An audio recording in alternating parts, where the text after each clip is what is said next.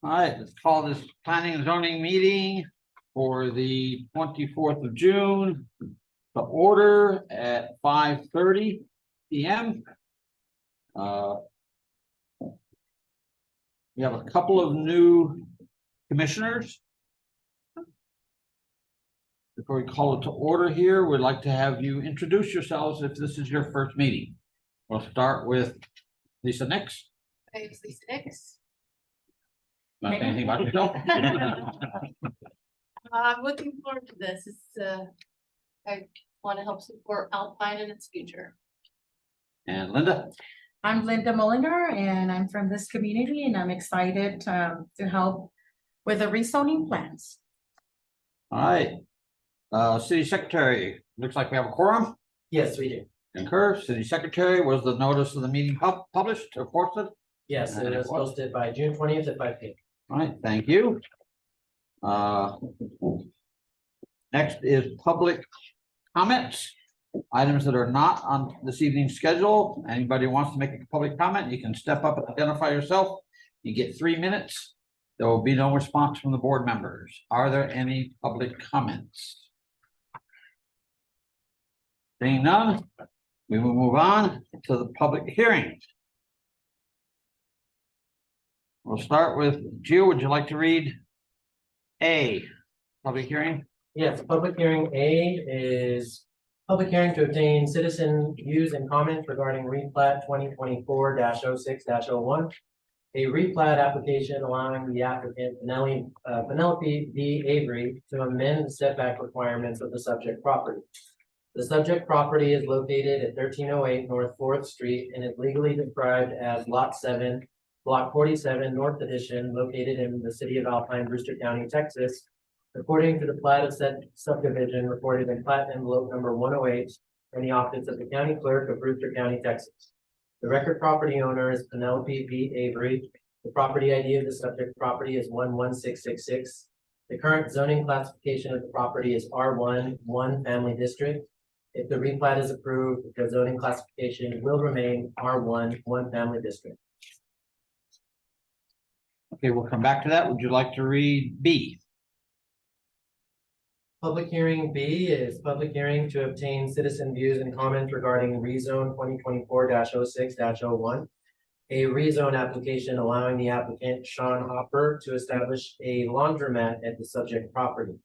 The subject property is located at 1003 East Gallego Drive and is legally described as 0.5 acres more or less lying in Brewster County, Texas, Lot 10, the west half of Lot 9, Lot 2, and the west half of Lot 3, except the north 20 Veris of Lots 1, 2, and the west 1/3 of 3 in Block 33, Hancock Addition, south of the railroad, according to the map or plat on file of said addition filed in plat envelope number 112, Brewster County plat record.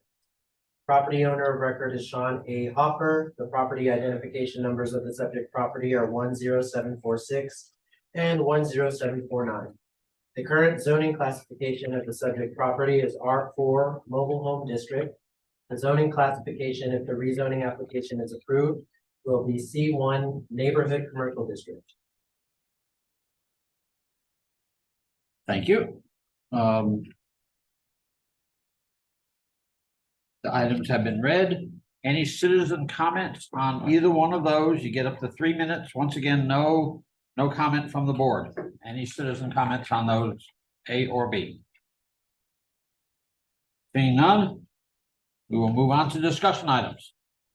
Discussion items will be one at a time. Oh, wait, let me see. We need approval of previous board meetings. Are there any corrections to the minutes? The board have any corrections to the minutes? Do we have a motion to approve the minutes of the last meeting? Second. Go ahead, promise second. Aye, all in favor? Aye. Unanimous? And now we move on to the discussion items. The first discussion item, fiscal year 2024 or 2025 meeting schedule, City Secretary. Thank you. This item is to discuss fiscal year 2024 to 2025 meeting schedule. Our city ordinance does state that planning and zoning commission meetings will happen or occur on the fourth Monday of each month. I just put together a calendar so we could utilize it to come up with the full or complete board calendar for every board. I just kind of wanted to put it on y'all's radar and see if you have any feedback, see if there's any conflicts that you might see, and kind of to let y'all know what we're thinking for the next year, the upcoming. Y'all have any comments? I just have a question. Yeah. November and December, I know that we're probably not gonna have one in December. In fact, I don't see one on there.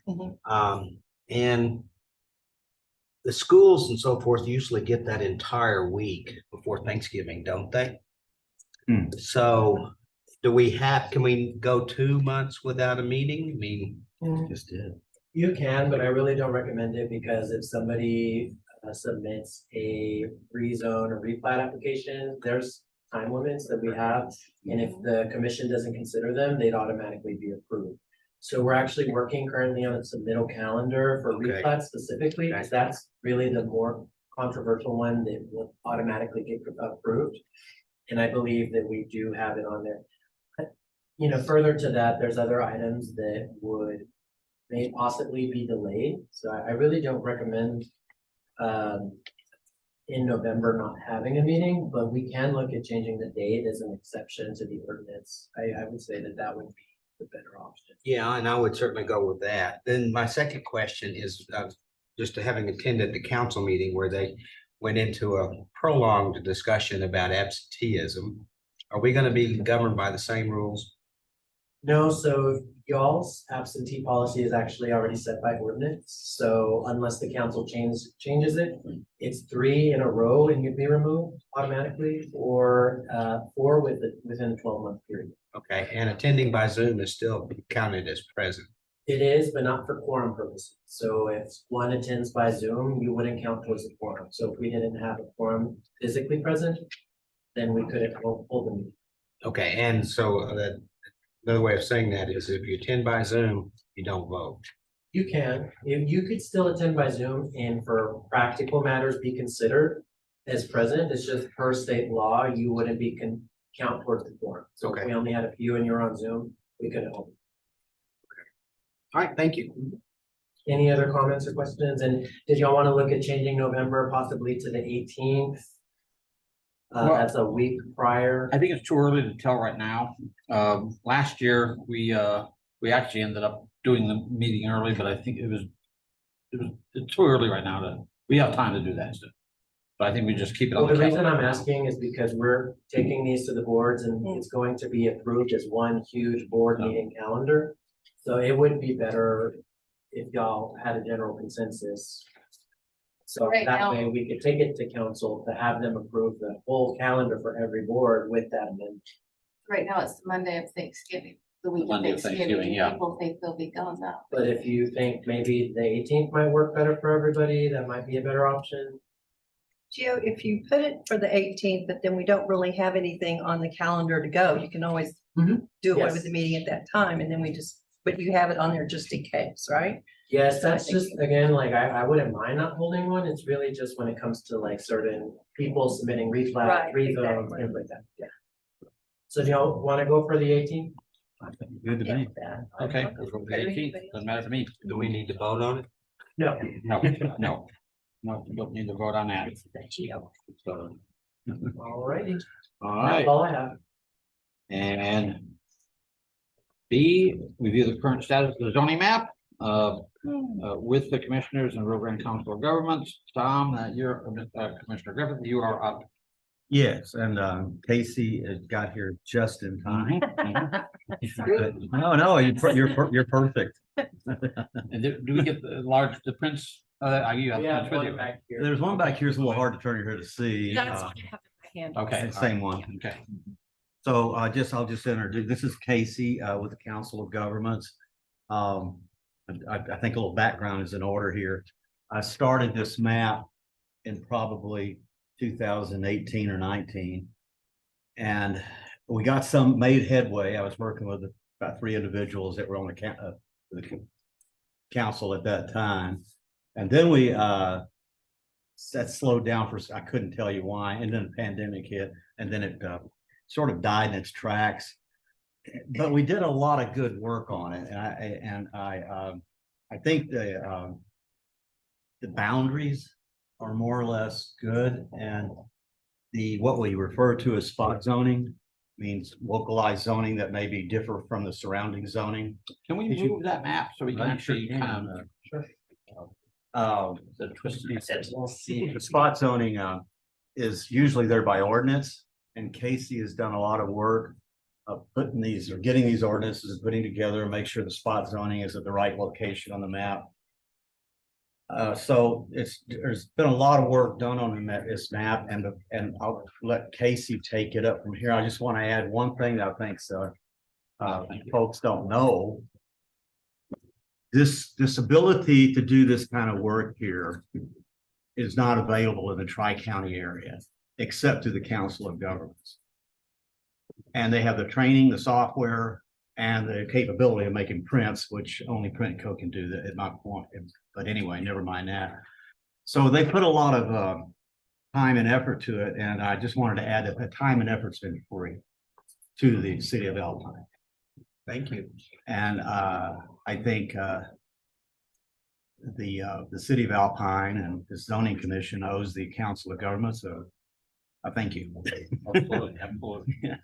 Because they have feel done a lot of We're work. partners on this, because you dug up all of the resources that I then went through Yeah, because I did and applied to the 13 map. years of going through every city council Mhm. meeting. We've both done it now. And So, Yep. yeah, no, that was a lot of work you put into that, and that's where this map is right now. It's with all of those, any of those changes over the last 13 years All that those we updates, observed in yeah. those notes, right? And I'd like to add also, there are 4 other maps that go with this, because I broke it down into quadrants, so it really blows that up. Awesome. In this, you can't see every road name, right? This is an overview. And so I do have those 4 individual maps. They are printing right now. I got my cartridges in today. So I've been feverishly trying to print them for you guys, but it's ready for approval. And you can see it is a not approved map, and I don't want this to leave, these chambers or anything like that. I don't want anybody to be led down the wrong path, but this is certainly where we stand right now, And so, and again, just to state it a little differently, this is where we are today.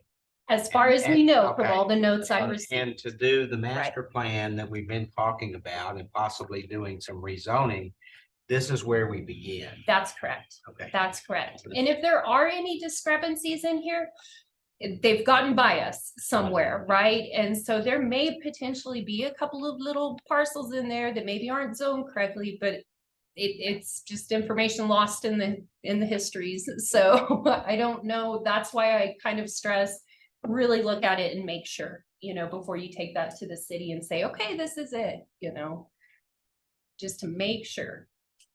And I also have I didn't bring it with me, but I have the same map, but it's all of your parcels with your CAD IDs on it, all of those property IDs. I have all of that you could use also as an aid in the conversation, right? So it's the identical map to this, only it's gonna have your property IDs as opposed to that. And the city would have that also once, now the next step would be, we look at it, but it has to be approved by the city council. Yes, sir. I believe so. And this is also available online. You sent this to us. Mine is not, you're welcome to share that online, right? Any of the PDFs that I share with you guys, easy peasy can be put onto the website. So this currently, as it is right now, this is probably not what you see on the website, no. Right. No, it's not on the website. No, 2013 no. on the website. It's on the Exactly, emails we've been getting. right, Yeah. right. Now in the emails, yes, that's this. Yeah.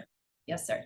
Do you know how old the current map is on the website? 2013. Exactly. It's from that year. 2013, and it was never. That's the one that was approved. It was never approved, honestly. Okay. I Yeah. Remember. So it's we had- approved by resolution. Approve a resolution. I think the last 2008, the 2013. 2013 is the one we have right now. approved one was earlier than that. No, it's just that basically I had explained to the commission that zoning changes should be done by ordinance. Okay. So, the map was approved by resolution and there was a couple changes, I think, that happened at that time, so. Now, when I was going through the records, it seemed like there were a few years where P and Z wasn't even active. Okay, that might be the case. I haven't really So, seen.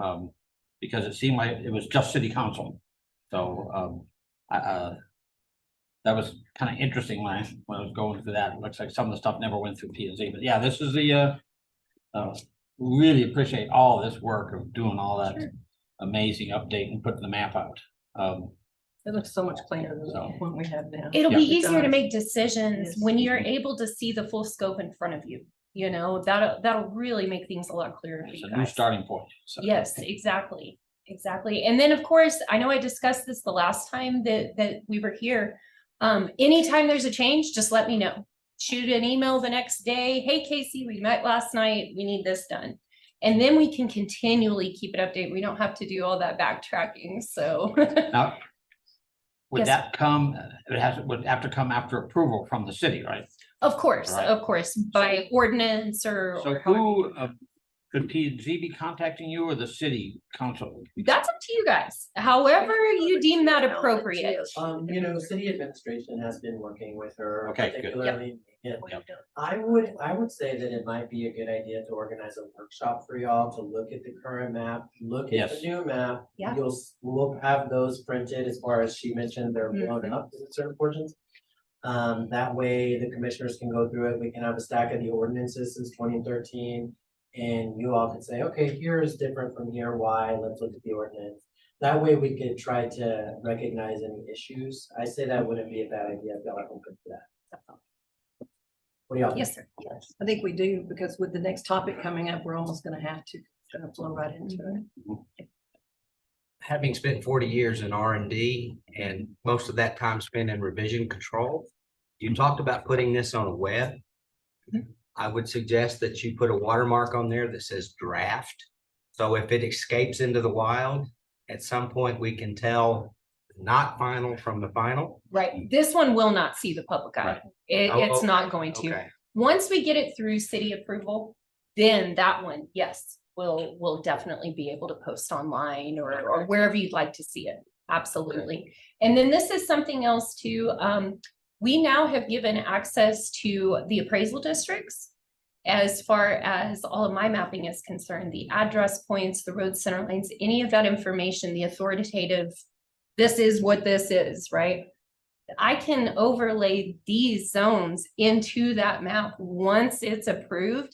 And then that gives your appraisal district an instant view of where these different zones are as well. And we've already started working together on matching up situs addresses to what we consider the actual 911 address. So we're starting to go down that road. It's painstaking. So that though, matches up the so 911, That's right. 911? Okay. That's right. So would y'all like to schedule a workshop for the next meeting? It would be July 22nd. We can either start the meeting with the workshop and maybe Casey can come back, but if Happy we could to. all look at all the maps, kind of go through it, see if we can identify any inconsistencies. That sound I like. can't something do it in y'all the like? morning, but I can do it the afternoon. Like regular meeting time is what I'm thinking, right before the meeting starts, we'll do like an hour workshop. Sure. I can be here for any of that too. So Perfect. happy to. Okay, so 4:30 or 4:30? 5:30, 5:30. unless y'all prefer 4:30, we can do that. I think It's we're up gonna to y'all. need it after I get done with mine, because it's gonna tie into it. It's gonna take a little bit longer. Okay, I mean, I feel that way, but I could be wrong. right. Well, I think we can continue working that on the side. Are you okay with having that workshop next month? It would just I be to am. review everything. Yeah. So y'all thinking 4:30 or 5:30? 4:30 is fine with me. 4:30. Okay, perfect. 4:30. And we can have a regular meeting after that, right? Yeah, that works out. for- Good. Okay, Tom, do you have any? No, I mean, that's, I'm glad Casey was here. I could easily turn it over to her. I don't have to say anything. Came in right in the nick of time too. We Sorry about that. really appreciate all this work, Casey. Yes, of course. And, looking forward to seeing you at the next meeting at the workshop. Yes, sir. I'll be here. And I know I am gonna have to run, but I did notice the historical boundary is up for discussion. I also have the data on that. So any decisions made on the historical boundaries, I'm happy to pull those into data and make that correct. All right. So, yeah, Very good. just wanted to mention. All right. that. Appreciate it. Thank All you. right, thank you all very much. Yeah. Thanks a bunch. Okay, item D. Oh, wait, zoning boundary, we did that one. And okay, Commissioner Laxton, you are up to discuss, the C2A zoning requirements being passed in 1996, but never codified. Alrighty, well, this came to mind back when we were looking at the R4s, mobile home district, manufactured home district, versus the C2s and the C2A, and I sort of noticed that C2A wasn't listed in the information that was given, so I started researching and found out that C2A was in January of 96, actually brought forth. And it was done primarily that I can research, and there's a letter in here from an attorney, and it goes all the way to March or whatever. To sort of, I think, clean up the manufactured home districts and RVs away from what I would consider R4, which in my thinking should be single family manufactured homes. And when you look at what they did, like if you notice on that map, on the far right, it's hard to tell on the old map because the colors are so weird.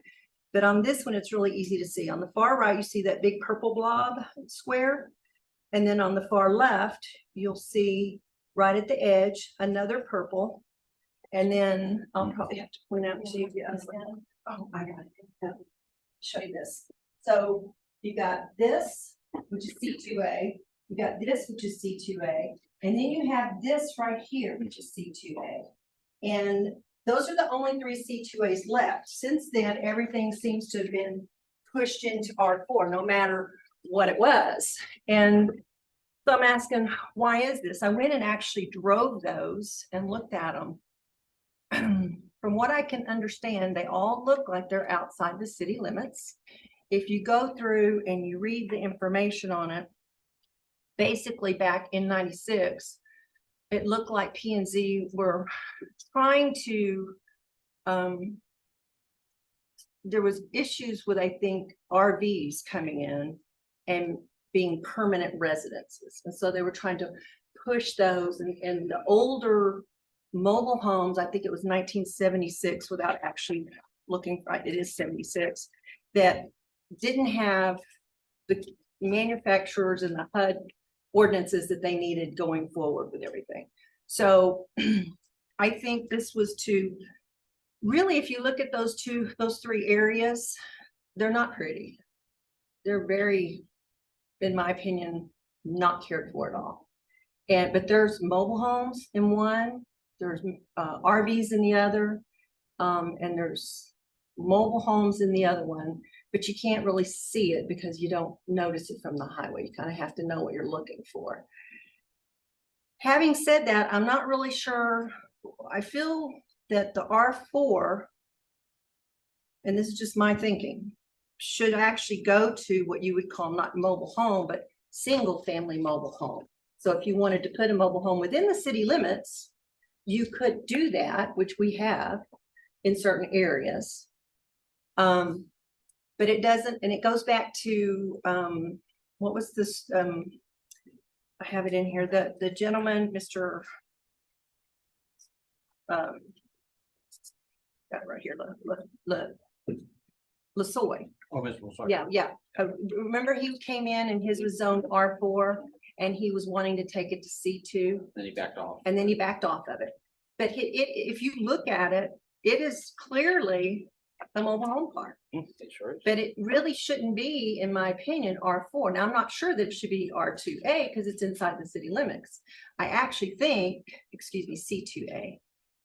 I think C2A needs to be pushed because we need to get rid of some of this. It's this exact same that I can read as C1A. The only difference for C2A that I can find, and that's through a letter that an attorney sent in here back at that time, is that RV parks have to be in C2A, but also it looks like they're kind of moved into C2.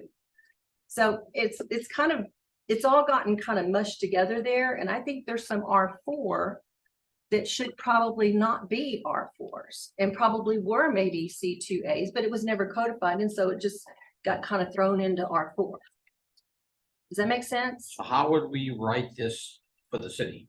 Well, again, and that's why I said we're gonna need a workshop to really think this thing through and look at it. But if you read through there's like 3 months worth of meetings and minutes and letters and citizens that were protesting certain things and some of the zoning that was being done at the time.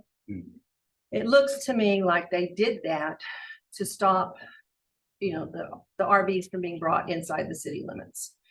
Now, I'm not really sure what the answer is. I do think our commercial districts need to be, because some of them are just like C1 and C1A. There's not a whole lot of difference. It's kind of silly. Why do you have it then? Maybe, you know, and then you've got C2 and then you've got C2A. And about the only difference I can see on C2A is that it will allow for RVs parks We have outside. C0 too. Well, C0 doesn't, I mean, it doesn't even compute within this whole thing that I'm seeing. Do you agree with kind of what I'm saying, or does it make sense? I will agree that C1A and C2A are pretty much exactly the same. Mhm. So. It's like, if you confusing. went to, yeah, so if you wanted to like make those 2 spots on that map, a C1A, I would, There's 3 actually. is it 3? Mhm. Make those 3 then, C1A, I would encourage that, and that's what our thinking is as well, because of the fact that there's really no differentiation between C1A and C2A.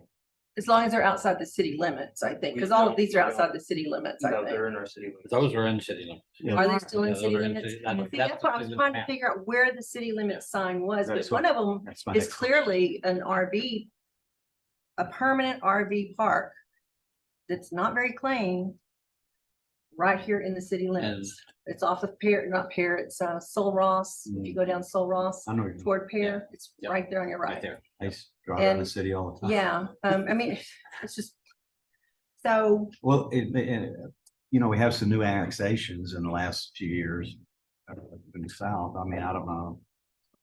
I don't see why that would have impacted any of those. I think the line kind of got blurred when R4 came along, and then they just started, you know, like when you have the multiple mobile homes on one lot zoned R4.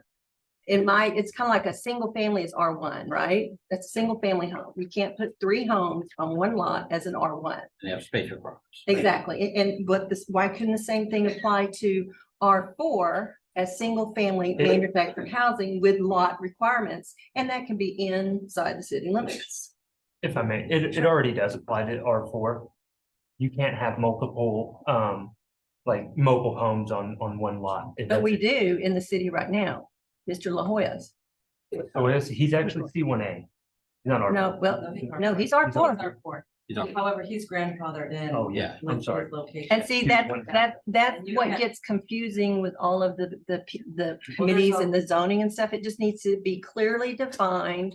Well, the thing is, they're considered non-conforming usage right now, so there's also another location inside city limits that's considered R4, which would be Frontier Village, what everybody Oh, knows yes. as. But it's actually not licensed, registered, manufactured park by the city. We don't consider it that. It's grandfathered in, meaning it can exist there, but when they pull a mobile home out, they cannot put another one back in unless it's conforming to the code, which means they have to have a lot designated. with Which the is what proper- his problem was. Yes, Mr. so that that's he was how, trying to that's put how it in. we clean up the city, is that we have to. When somebody at Frontier Village or at Los Olas wants to pull a manufactured home out, it's R4 in the eyes of the city with the way it's zoned. So our department will not allow another mobile home to be put back on that lot unless it has proper survey stakes as an actual designated legal lot of record. And then you can put a manufactured home on that legal lot of record. We're not gonna allow another one to go back in because we don't consider it a commercial C1A. Okay, so is that codified already? So that's something that's. That's in the writing? ordinance Yeah, as part okay. of. And then it's even a little more restrictive than that too. So like, say one of those mobile homes, we're getting to a point to where it's uninhabitable. they couldn't do any, they can't pull permits to, like, repair it over a certain value of what that premise is valued at. I don't remember off the top of my head what that percentage is, but if the, improvement's gonna cost more than that, percentage, they can't do it because it's non-conforming. Yeah. Yeah, 76 was the Yeah. date that I saw. If in it's it. too old, then they can't do Yeah. anything. May I make a suggestion? So I can't remember, maybe it was Catherine, maybe it was Megan, maybe it was Jessica. But talked with someone and we sort of decided, or we talked about, we really need to revisit these Ps and Zs about every 5 years. This one is 26 years old. Can we just agree that we really need to revisit it and update it? Well, and that's And- why I felt like when you do the workshop next month, those three that I'm aware of, there could be more, but those are the three that I could pick out on the little bitty map. Mhm. If they go to C1 or C1A, then we need her to change that on the map. City has to approve it. Then what if somebody down the line wants to do something other than that with a C1A, other than a mobile home park? Where does that leave us? So they can If they're do, in the city limits. they can do an R1, R2, or an R4 inside of the C1A. So they'd be able to. They would be able to Yes. do that. But if it's a C1A and somebody doesn't want to have it as a mobile home park or RV park anymore, where does that leave us? Right, I'm reading the ordinance for C1A right now.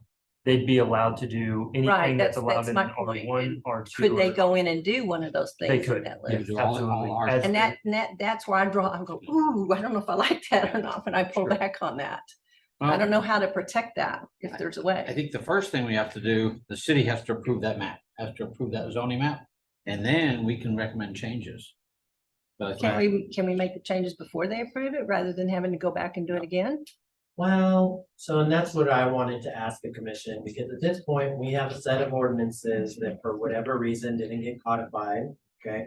So we have regulations that have been approved by the council Mhm. in early, late 90s, early 2000s that are in effect or should be, but they're not being followed. So Mhm. I would want to kind of gauge and see what y'all are thinking, if you think we should get these codified, or we should save the expense and y'all make a recommendation to repeal those ordinances. Can we get a list of Or those revision, why can't we ordinances? just revise? Them? Why can't we just update them? Well, I'm talking about these specifically. If these are the ones that have been approved and aren't codified. So I need to know what to do with them. If I should go ahead and send them in to be codified, or if y'all are thinking that y'all are gonna combine the C2A, like you were previously discussing, why are we gonna spend that money when y'all can make a recommendation to city council? to update Exactly. it So can To we, that effect. can we? But I'm I sorry. will say that, yes, you're right, the zoning ordinances definitely need to be updated. They haven't been, but it's because it's a tall task. I don't think it's gonna be, too easy. We have talked about, getting a third party to come in and help us, just kind of redo it all. But I think that's why it hasn't been done, it's because it's not an easy task. Something else that comes to mind, and I remember Jessica in we had this conversation in one of the meetings in reference to the tiny homes and things that we would really like to see kind of maybe a community of, or, something like that. This would actually lend itself if we do it correctly, because it falls to 800 square feet. And we could actually use this if you worked it so that we could have a tiny home community within the area, which would do affordable housing, for smaller built homes, maybe not on wheels, but smaller homes. And I really think this right here could help cover that and, give us another avenue if we worked it all together and cleaned it up at one time. But I saw that I was like, oh yeah, we could probably do that if we.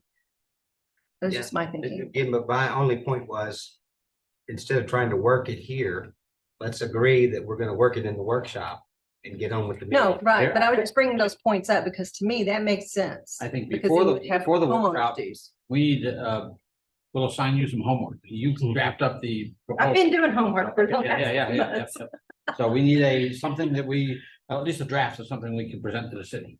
Wait, are y'all thinking that your We have to have a recommendation workshop would be first. to Yeah. remove the C2A? I mean, it sounds like y'all were all in agreement, just so we can have an idea of how to move forward. I don't see Don't know yet. spending money and then revising it again, do it once, not twice. Well, that's So- why I said, yeah, just get it all together. He agrees with me. C2A is exactly the same as C1A. Why? And I think that's why it fell off the map to begin with, to be honest. So that's why we need to draft up something to that Codify. That's on the actual dollars, on the so actual that we can dollars. present Go it. Do to we the need to draft that agency before the workshop? Codifies all of this. No, we can do it at home. Yeah. Just bring it into the Yeah, workshop. let's codify it once, not twice. Well, and that's why I'm trying to get their input on it.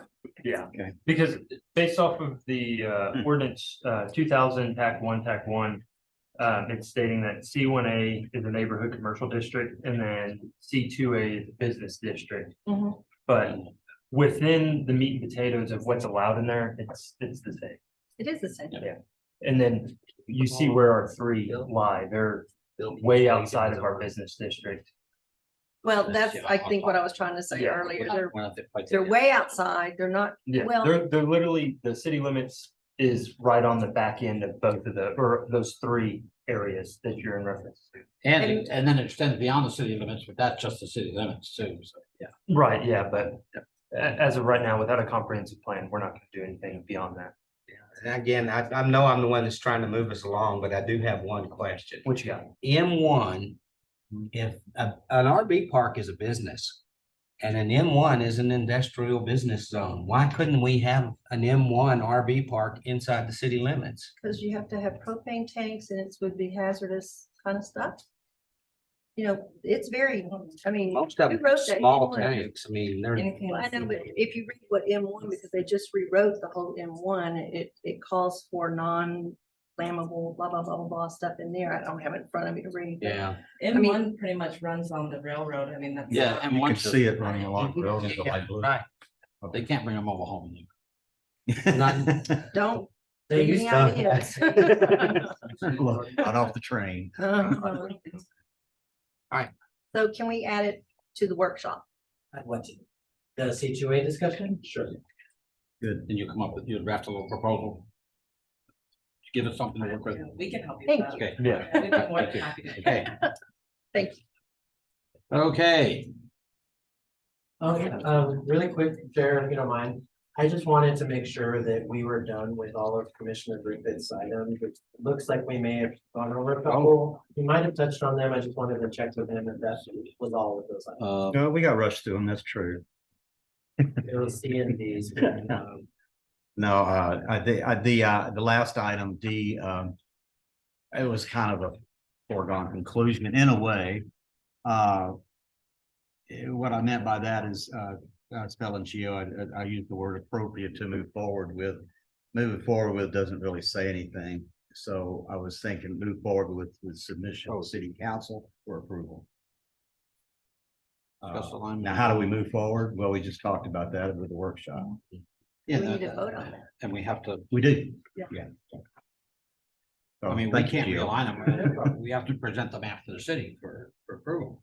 So we need to make a motion. Are we gonna make the workshop before that or after that? Well, don't we have a The workshop workshop? will be before that. Right. Yeah. So we could So do that. the move forward, point of starting is to have the workshop. Okay, Right. perfect. Did we answer your question though about spending the money to codify? Yes, I will hold off on codifying that and then we'll discuss it more next month and go from there. Who are they, that's right, excuse my ignorance, but who actually does the codifying? Civic Plus, formerly known as Unicode. And essentially they take all of our past legislation and make it into a code of ordinances, which is missing the C2A description based on these back ordinances, which is the issue. Okay, thank you. Okay. Did we cover yours? Mhm. Okay. Thank you. This is kind of in response to the fire, and we had a big discussion, this is mine. Discuss a proposed ordinance recommendation to the city council regarding an update to ordinance 2011-0101, the historic district overlay, and recommending that a core historic district be established. Alpine currently has a historic district, almost half the city, 3/4 of the city, it seems like. main mountain, out almost to the airport and so on. So my recommendation is north boundary being Sul Ross Avenue, west boundary Seventh, south boundary Murphy Street, east boundary South Fourth Street, basically a 12-block area, establishing a historic district, recommending that the ordinance require that any city exterior building facade construction, modification, renovation, along with landscaping, architectural lighting, signage, and sidewalk modification must receive prior review by planning and zoning and require approval by the city council. So this one, it doesn't, keep it real simple, doesn't impose architectural restrictions. We want to, of course, keep the traditional architecture, but it would be up to the city council to have the final approval for anything from the exterior look. So. Just one quick question, and that's all I have. Sure. So when you define it as the streets, are you defining to the center of the street, or are you defining both sides of the street? Both sides. Okay, I was gonna say on Murphy, most of the historic stuff is on the other Both side of the sides. street. Yeah, both sides of the street. All right, Both sides of the both street. sides, all right. And there's been some interesting examples of historical districts going wild with a lot of angry people and so on. You know, I guess you all read the one in Annapolis with what happened is the paint was deteriorating and in the historic district, the city council ordered him to paint it, so he did with a giant mural the city didn't like. And led to all sorts of problems, but I think keeping it as simple as we can, designate that as a place where the city would have the final say on the exterior look of any new construction, especially that goes up in that area.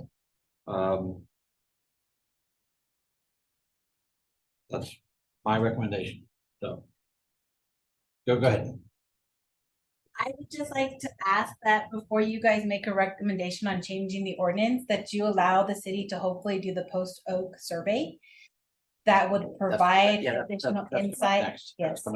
So before you recommend changing an ordinance or putting in the historical overlay or setting those roads and streets, I would highly recommend that the survey be completed and then the ordinance be discussed. That way you have better insight on what is being proposed as possible historic.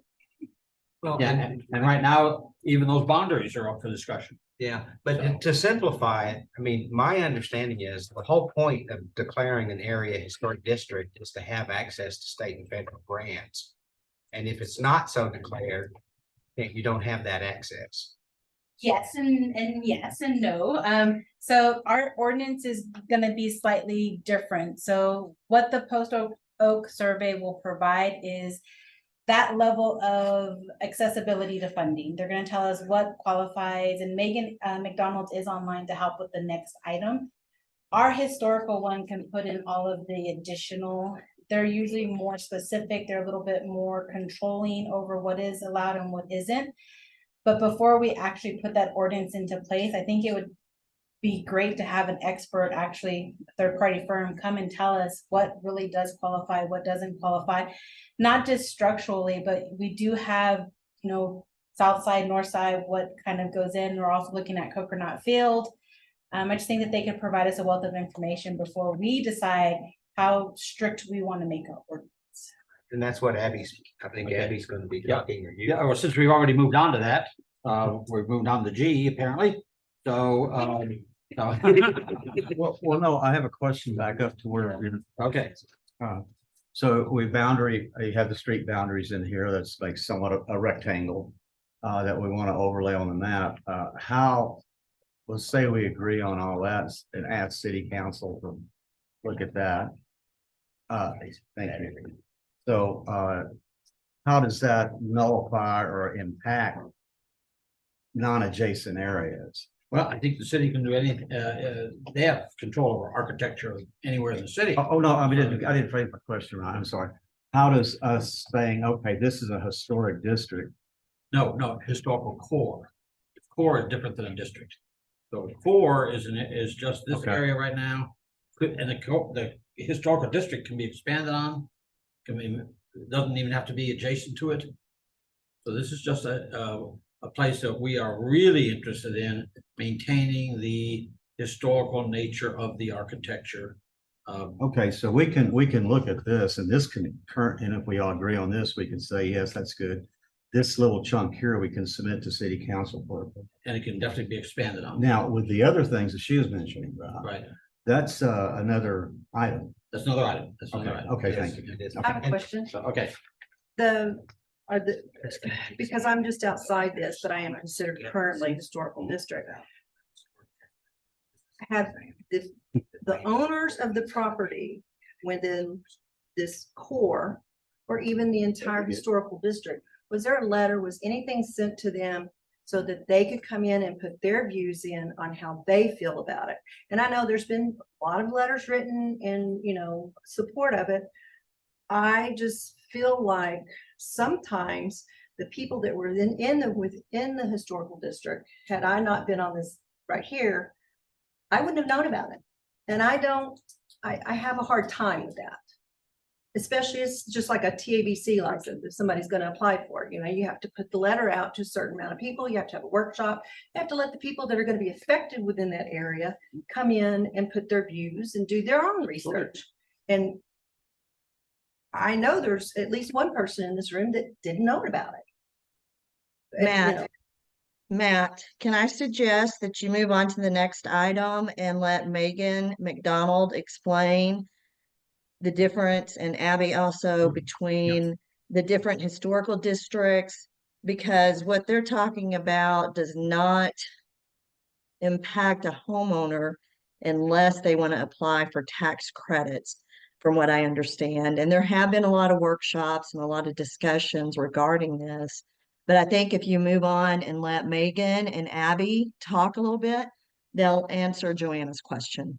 yeah, we're not quite ready to move on. I wanted to make a comment that these boundaries are one of the things that we're discussing and it can be changed. So this is open for the discussion. So, My question is, we need to include the community. yes, absolutely. Can I elaborate on that? Yeah. then we're But gonna take- Megan is, then we're gonna take a Megan break is, before we move on to G. So typically we notify those involved when it starts to become an action and it's gonna. This is just an information discussion. And the second part of this discussion is that survey, which is why it's really important to understand both sides. yes, yeah, so we need to move on to G to answer any of these questions. Yes, that's gonna be next. We're gonna take a 5-minute break and then we're gonna go to G. All right, Sounds good to me. there will be. At the beginning, we offer twice for public comment period. See, Let I me- didn't get notified, and I'm into this rezoning of the historical district. I didn't get notified that this was gonna happen. I found out on Saturday weekend. Here I am. So it's just an information or discussion item right now. No action is happening. It's just a discussion. And we have notified property owners previously. We held a workshop last year about it and we said. I came to that workshop. Okay, I'm just saying right now, The this, said is we weren't going to discuss about Murphy Street, East Murphy Street at all. at So that, at this that point, didn't it's just a be, discussion. so nothing was said, but now you're including my block. It's, ma'am, it's just a discussion. So, and you're here and luckily they know you're wanting to chime in, so. Okay, see, there's Okay, no I action. would say that, Gio, that we're on a break and that discussing this right now with the quorum there is a violation of TOMA. We need to wait till we re-adjourn to discuss.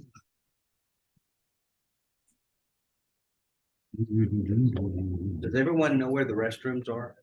Okay. I'm even gonna follow you. It's gonna be dark in there.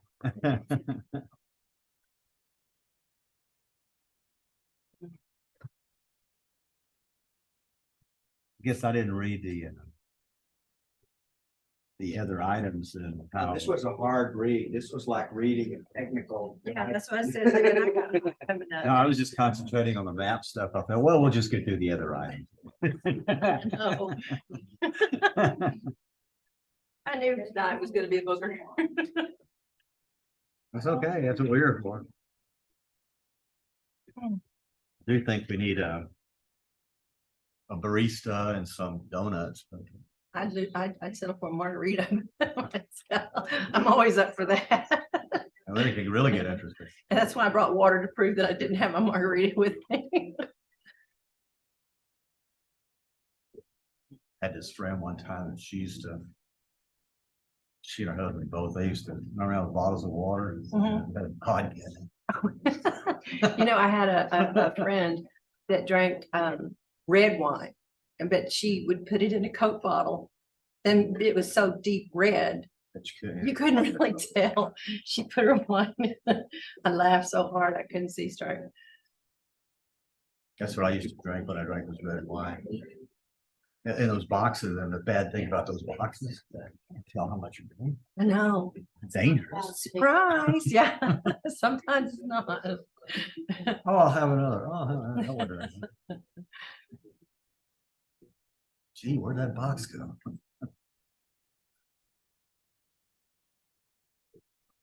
Goes way too fast. Oh.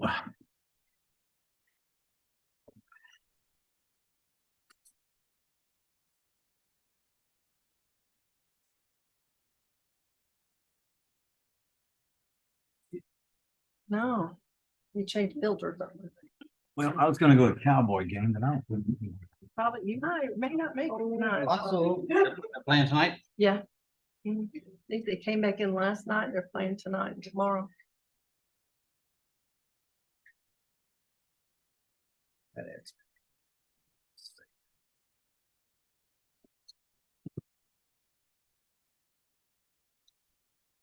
My AC's not working well at home and I have the guy coming, but he can't get here till Wednesday morning. I was like, okay, I'm just gonna go to the meeting where it's cool.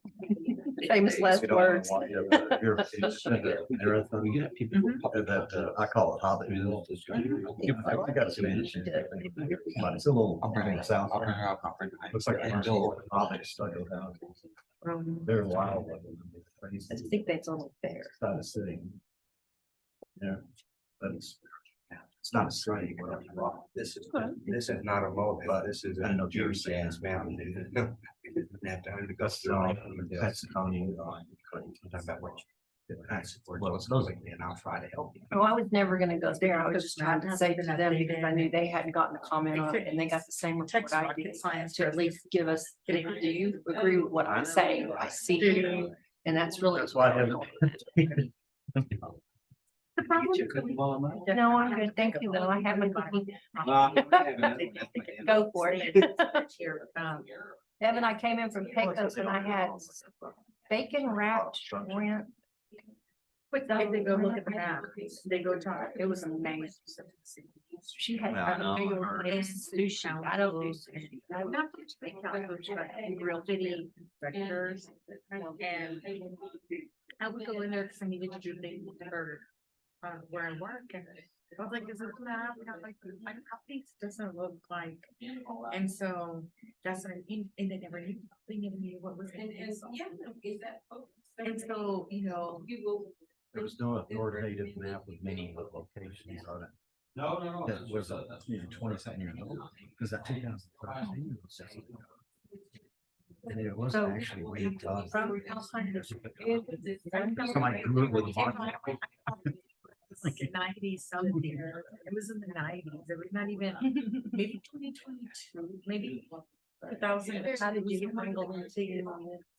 I've seen kind of the Olympics. It's actually a good thing. And it wasn't really done makes by you our pay attention pocket. to what's going on. Probably took it for granted. It was somebody in the office with a straight edge and a pencil. What they're saying is about tonight, having to hammer home. the point, but also the council Sometimes it's a government's little more hairy than that. And to maintain it. And are you? Beautiful. I looked at some properties that I had, you're wondering what they were. Just that. She's got all the little. 7-5. Zone identifiers and all the lots. I think You were that's- looking at that earlier, you see the yellow line? What there? Mhm. Oh, yeah. I mean, yes, proposed board. Yeah.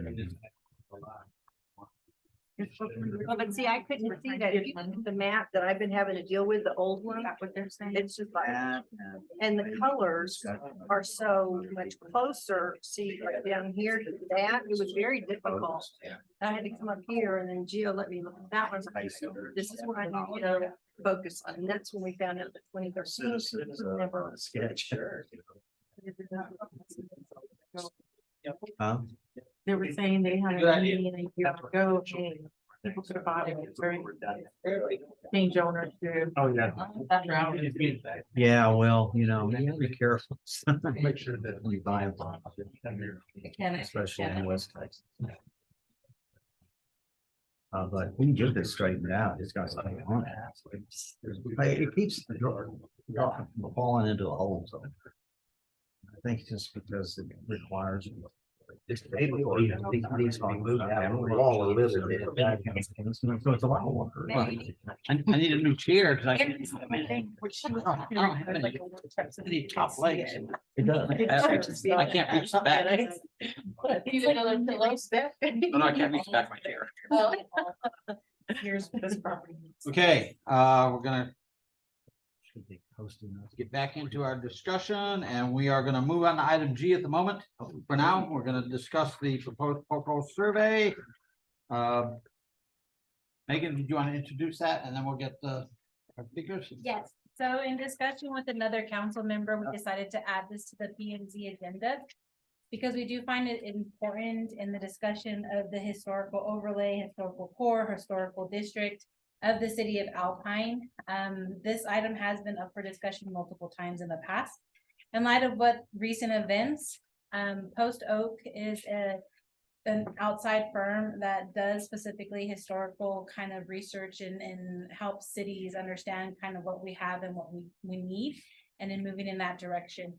I know included in your packets is what is being asked of our HOT committee. So this item will also be part of a discussion with our hotel occupancy tax for funding, because this is historical preservation and they can utilize those funds to cover this type of a project.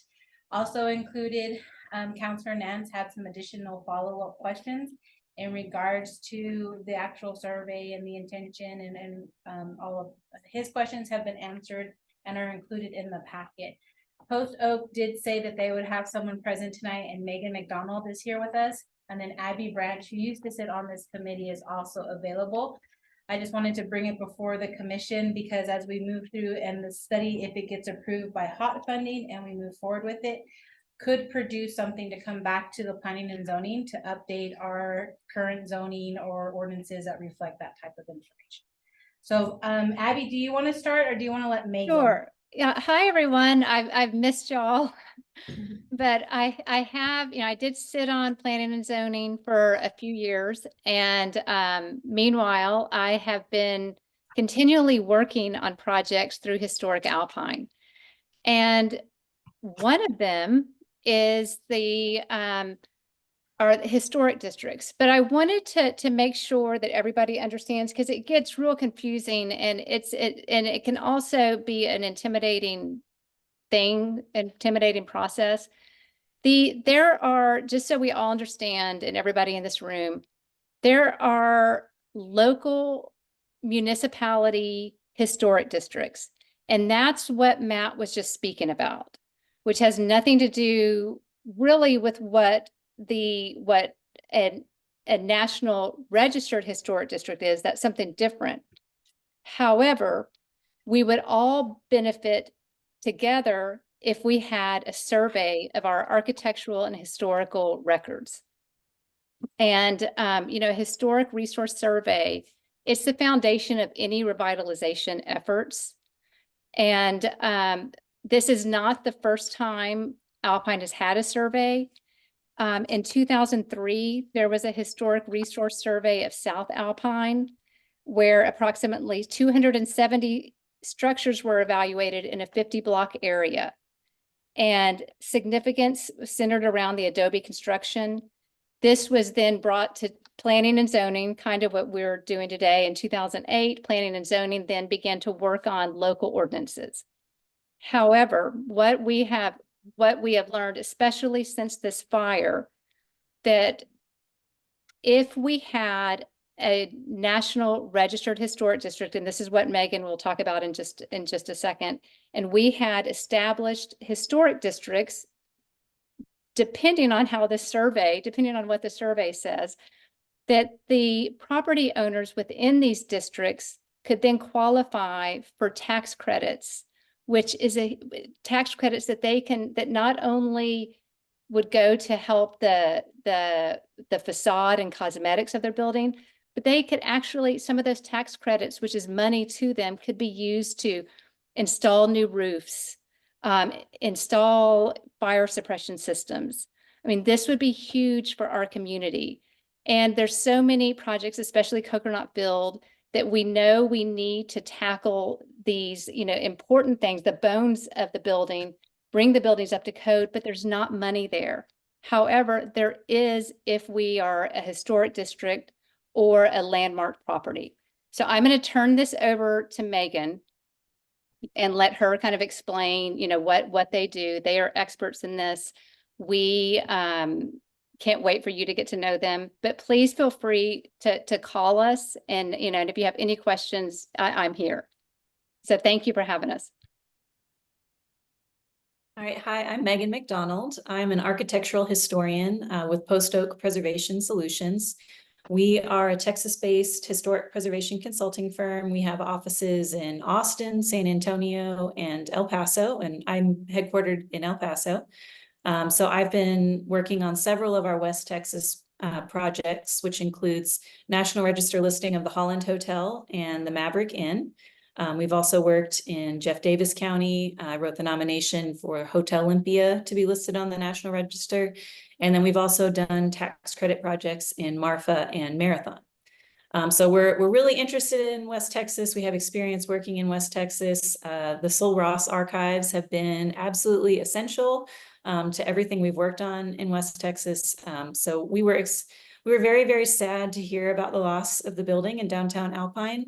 And we're just hopeful that if there's a way that we can help prevent that from happening in the future by incentivizing property owners through tax credit incentives or through grants, we'd love to do that. So I'm here to talk about National Register listing, not about local listing. So again, Abby already explained the difference between the two. But what we are proposing to do in Alpine would be, first of all, to conduct a really thorough survey of the downtown area. So what that would look like, practically speaking, is that myself and at least one other of our team would come out for several days and we would photograph every building downtown, every outbuilding, multiple sides of the buildings, and we would have a photographic record of the entire downtown. Prior to that visit, we would have already conducted quite a bit of research about the area, about individual buildings. And following the taking of all of those photos, we would develop an extensive inventory of all of the buildings in the district with photos, approximate construction dates, any important historical associations that those buildings have with the development of Alpine. We would identify areas that we see as being at risk, areas that are experiencing challenges, whether to development pressure or vacancy, so on and so forth. And then we would use the results of that survey to write a National Register nomination. Now, if you've never seen a National Register nomination before, it is a really extensive document that both describes the physical environment of the district, but it also provides a really in-depth historic context for how that community developed and under what areas it is significant. So oftentimes for downtown historic districts, they're significant under commerce or community planning and development or for architecture.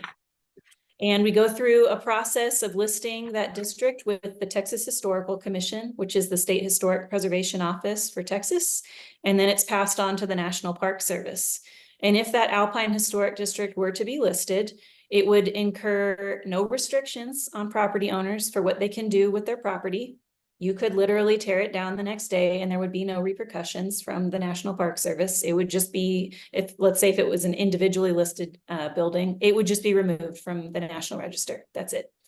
So there's no repercussions for that. But National Register listing does come with incentives in the form of federal and state tax credits. And so we work with a lot of folks who apply for state tax credits. We walk them through the process, and the Holland Hotel and the Maverick Inn are two examples of that. They're using both federal and state tax credits to financially assist in the process of rehabilitating those buildings and doing them in a sensitive way that retains and preserves the historic character of those buildings. I don't want to get too much into the weeds of tax credits, but basically the federal tax credit is a 20% federal income tax credit, and then the state tax credit is a 25% tax credit, which can be applied to either your franchise tax or your insurance premium tax, or what a lot of folks will do is they'll actually sell that tax credit. And they just use the funds towards the project. So these are really significant numbers, and it can really assist with local property owners in rehabilitating their buildings. Again, I don't want to go like too crazy into depth, but my main takeaway would be that this survey would not only provide you with a snapshot in time of what your historic resources look like now, and some really essential information about them, but would lay the foundation for a National Register nomination, which would provide a really significant incentive to your local property owners. The survey would also probably be very helpful for your efforts in establishing a local historic district. It would help you inform the boundaries specifically of where that downtown core is, and areas where you're concerned that buildings need to be protected because they're at risk of being lost. But our primary objective in this proposal was to do a survey in preparation for a potential National Register historic district. And Yes, I ma'am. have one more thing to say. I just wanted to, so y'all understand what the overall, why we're here. So we are proposing, Historic Alpine is proposing that the city use hot funds that are already earmarked for historic preservation to pay for this study and survey. It's there, it is used every year for historic preservation. We think it's a very smart thing to do. I mean, for many reasons, especially that, cultural tourism accounts for over 39% of travel, which is the intent of, the Hot Funds Committee is to put heads in beds and increase travel and tourism. So that is that. And we talked about downtown, but this is also, Coconut Field is also included in this as well. So my quick question about the survey. That will include an inventory of all of the pertinent buildings by building? So Okay. we've established a survey area in our proposal, both based on our in-person experience with Alpine and then some satellite, street views. And basically our survey area includes the highest concentration of historic buildings in downtown. We did intentionally focus on commercial, civic, and religious resources and tried to exclude residential resources where we could, because really the bulk of this nomination would focus on the commercial and civic development of Alpine as opposed to residential. So yes, we've created these boundaries, and all of the buildings that we survey as a part of those boundaries will be documented in an inventory table. Okay, and as part of that, will you also do the research to tell us today if that is original, slightly modified, fairly significantly modified, and significantly modified, and does that affect its historic status? Or some of these buildings don't really represent what they were 100 years ago. Are they still going to qualify? So it depends. Let me explain the answer to that. So when we create historic districts, whether it's a National Register historic district or a local district, typically the buildings are categorized into one of two categories. Either they're contributing to the district or they're non-contributing. And that decision is based on two factors. One is their age. So are they what we consider to be historic age? And the National Park Service standard for that is 50 years of age or older. So as of 2024, historic age means constructed in 1974 or earlier. And the second factor is integrity. And that's kind of what you're talking about right now, is does that building retain sufficient integrity to convey its historic function If it's significant for its architecture, does it retain enough of its historic architectural features to convey that architectural significance? So as a part of that inventory, we would have a column in the inventory that would describe the integrity. So based on historic photos that we would have found as a part of our research, we would compare and determine just how extensive the modifications were and if the building retains sufficient integrity to be listed on the National Register. And all that research and background is included in this quote. Yes, the proposal includes a survey, a National Register Historic District for downtown Alpine. It included a preservation recommendations memo, and then it also had a separate Coconut Field survey and National Register nomination. So the survey informs the National Register nomination. Most of the history and documentation of the district will be in the nomination. But the survey is really kind of that data compiling where we're putting together an inventory of the buildings, approximate date of construction, integrity, so on and so forth.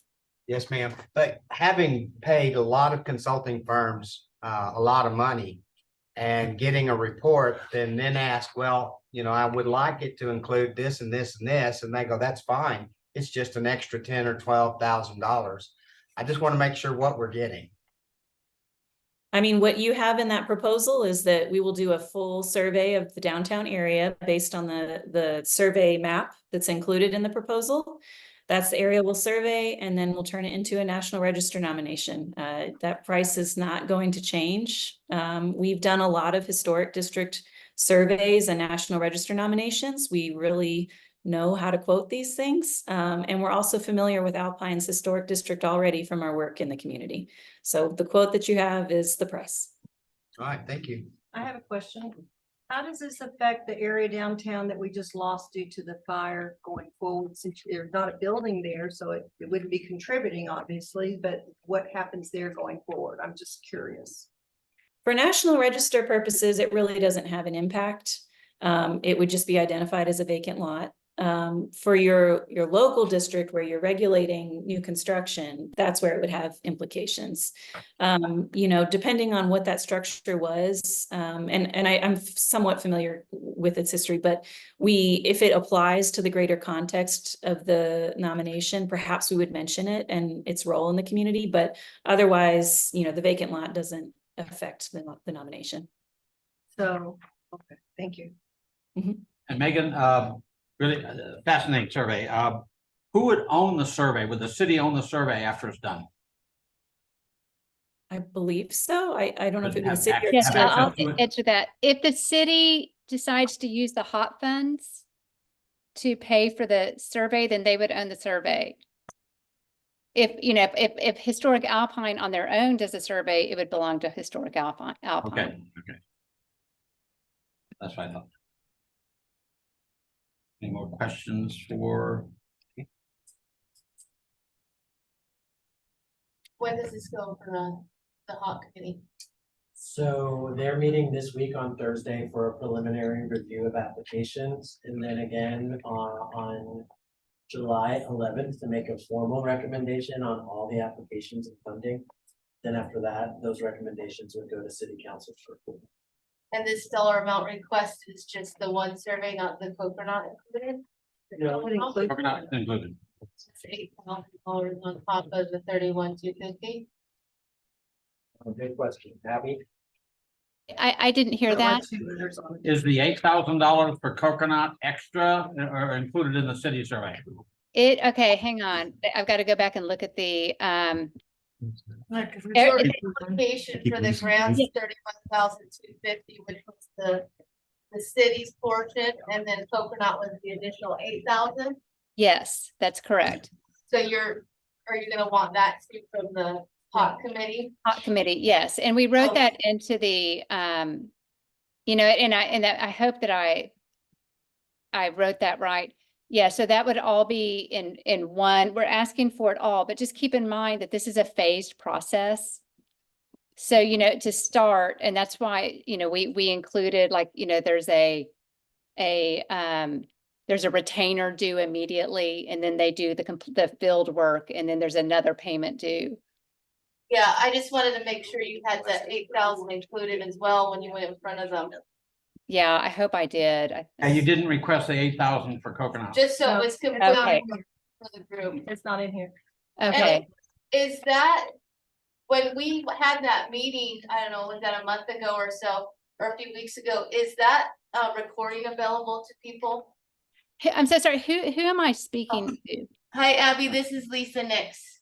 Oh, hey, Lisa. Okay. Hi, sorry. when we had that when we did Oh, that, the presentation. yeah, can other people watch that still, or? Yeah, absolutely. And also Megan can do the presentation if she has it. I mean, we can even schedule another time, where she can,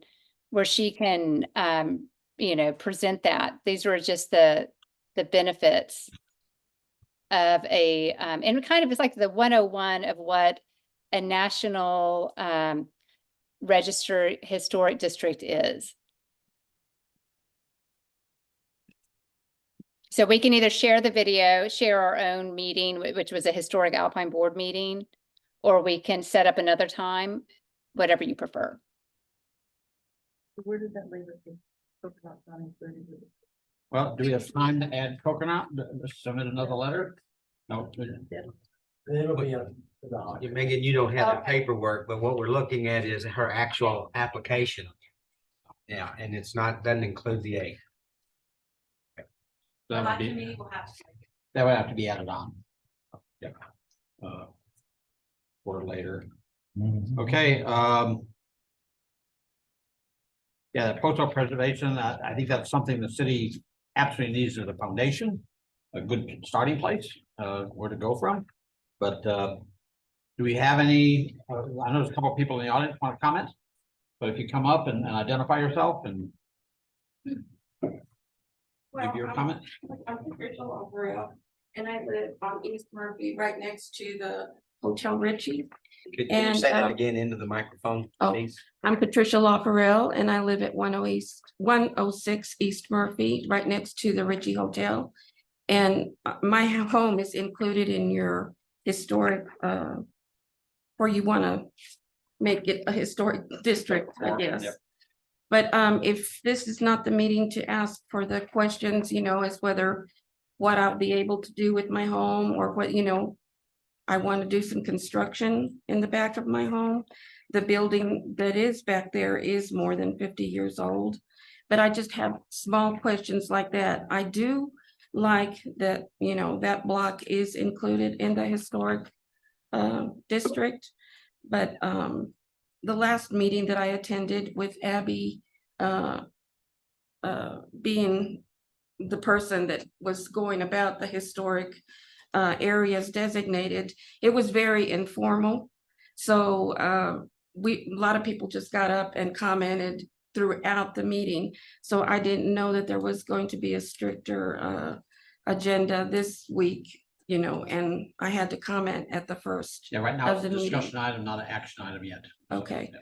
So anyway, that's all I have. If it does get approved and everything else, then I do have questions concerning my property. And I have, can I say something? Am I allowed? Mhm. So the LaFarelle family is very important in the history of Alpine.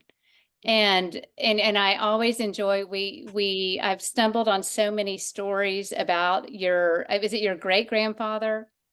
And so anyway, and I'll share that data with everyone because and with Megan, because their home is near the Ritchie.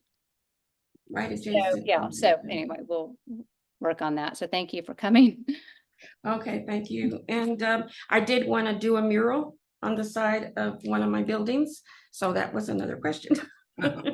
You said that somebody did a mural in a historic society place and it wasn't what they wanted.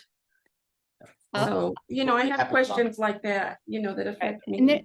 they're important. I'm going to let Megan address murals because this has been a big topic, especially over the weekend, and because Alpine is a mural city and we love our murals. So Megan.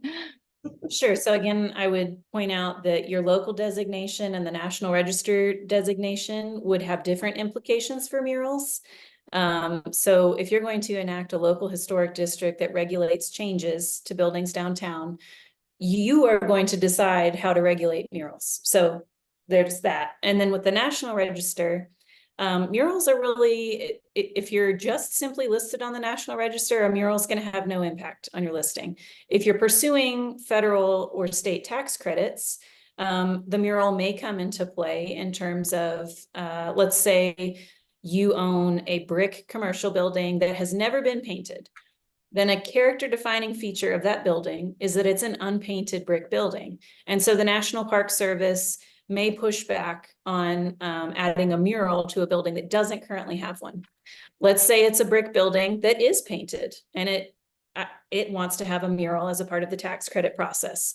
Well, the National Park Service reviewer is probably going to take a look at your building and say, okay, it's a painted masonry building. It already has paint on it. Then the mural is not inherently changing the character defining features of the building and approve it. It's going to be on a case-by-case basis, depending on the building and if it's already painted or not, or if it already has a mural or what elevation that mural might be on. But I asked some of my coworkers who've worked on tax credit projects that involved murals, and overall, the National Park Service does not seem to be opposed to murals. It's just, you got to take it on a case-by-case basis. Once again, that's regarding properties listing that are applying for tax credits. Properties that are just listing on the National Register and that's the end.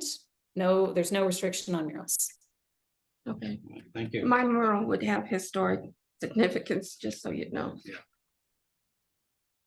Bill, anything else? Thank you. That's all I have. Bill, do you want to say anything?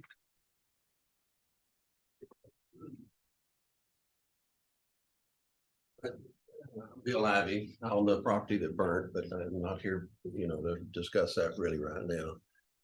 I had that little information that I wanted to add to the previous discussion about the zoning. All of that sounded real familiar because I think I was on the Planning and Zoning Commission in 1996. So you can blame me and the rest of us. The reason it's so wonky is because at the time when we started our planning and zoning, anything that was commercial would allow mobile homes. And at the time, there were people living in RVs along Holland Avenue. Someone wanted to move a mobile home into the lot next to the Kiowa Gallery. So to add to that, we had a city council that was very irresponsible. And any kinfolk that came to town and wanted to put a mobile home anywhere, they did spot zoning.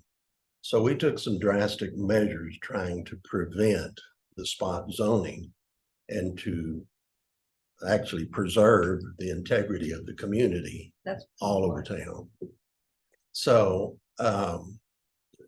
basically what it was is that you could not bring a mobile home into the city of Alpine, in the city limits, except into a mobile home park.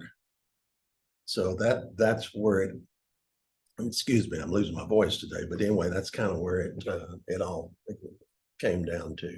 Now, if it hadn't changed since 1996, I think it's time to probably change some of that, because what we were doing was protecting the city from the city council. So that's where some of that crazy stuff came from, but it worked. It did work.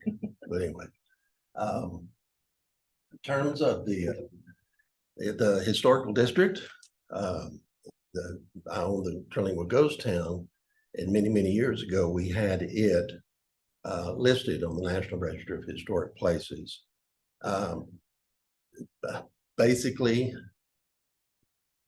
we received a grant from the Texas Historical Commission to pay for the bulk of the survey. The survey is incredible, very thorough, pictures, drawings. You get the HATS drawings and everything. It's incredible. We were lucky to have a really good state director that loved this area and wanted to help out. I can testify, and this was a big concern of ours, it would restrict everything we did.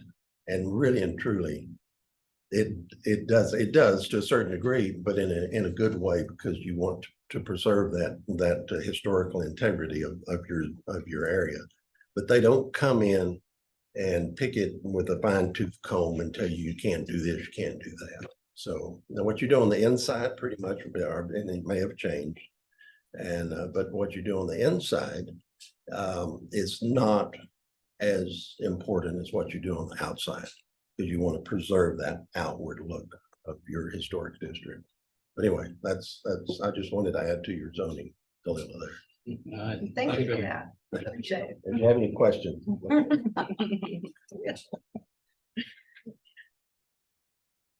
So anything more on the Post Oak? We'll move on to the last discussion item. Discuss Planning and Zoning Commission issuing a letter supporting Alpine Historical Association's request for hot tax fund to fund this survey. It's just, would we like to issue a letter in support? And With each of us signing? yeah, we can each sign it. We can, it's hard to draft letters by commission. Yes, it is. My letter didn't make it into this packet, but I've already done a letter as a citizen. So would another letter from the P and Z have any effect, or would it become redundant? Well, I mean, just do we support it or not? I think there's a lot of letters. I brought a bunch of examples of letters. I never saw yours. No, it But, hadn't been approved yet. But I could draft up a letter from P and Z, and it has to be submitted by tomorrow.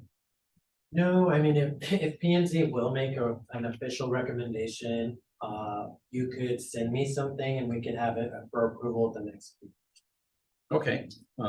Because right now it's just the discussion item. Okay, so here's what, everybody's got my email address. Send me a letter and we'll compile it and see if we can it'd be a simple letter, but it'd be from P and Z. I'll try to incorporate it and we'll do this electronically back and forth until we have a letter, and then we'll submit that at the next meeting. Does that sound all right?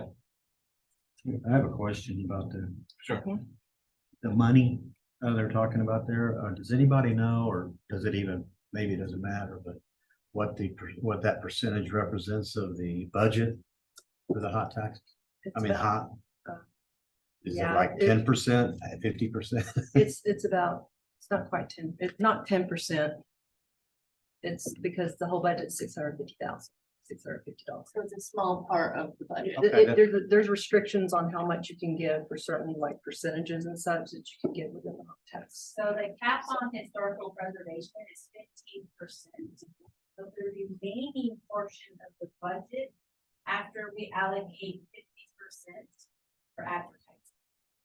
And we have not officially set the budget for 50%.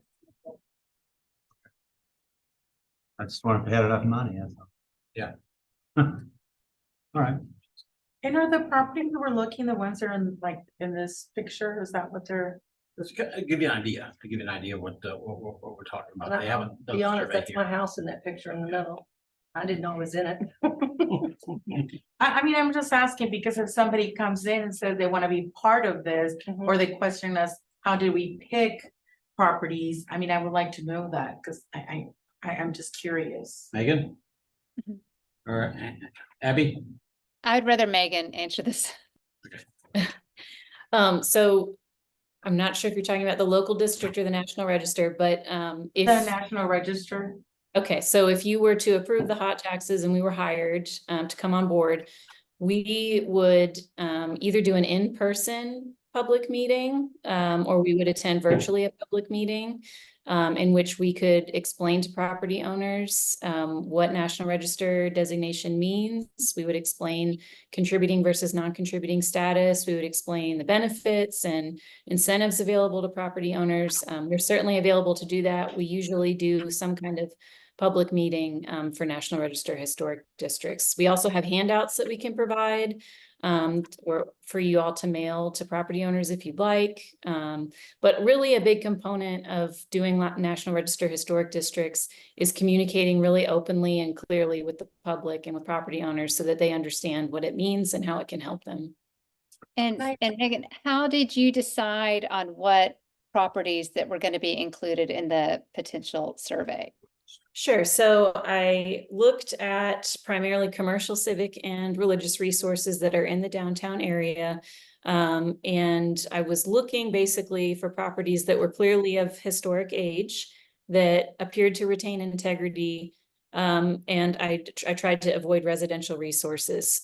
So I literally, first of all, I have been there. I've spent some time downtown, but when I was drawing these boundaries, I was on Google Street View, walking up and down the streets, determining which blocks, kind of like where does the downtown kind of seem to taper off in terms of historic age buildings or a loss of integrity, or where it becomes residential.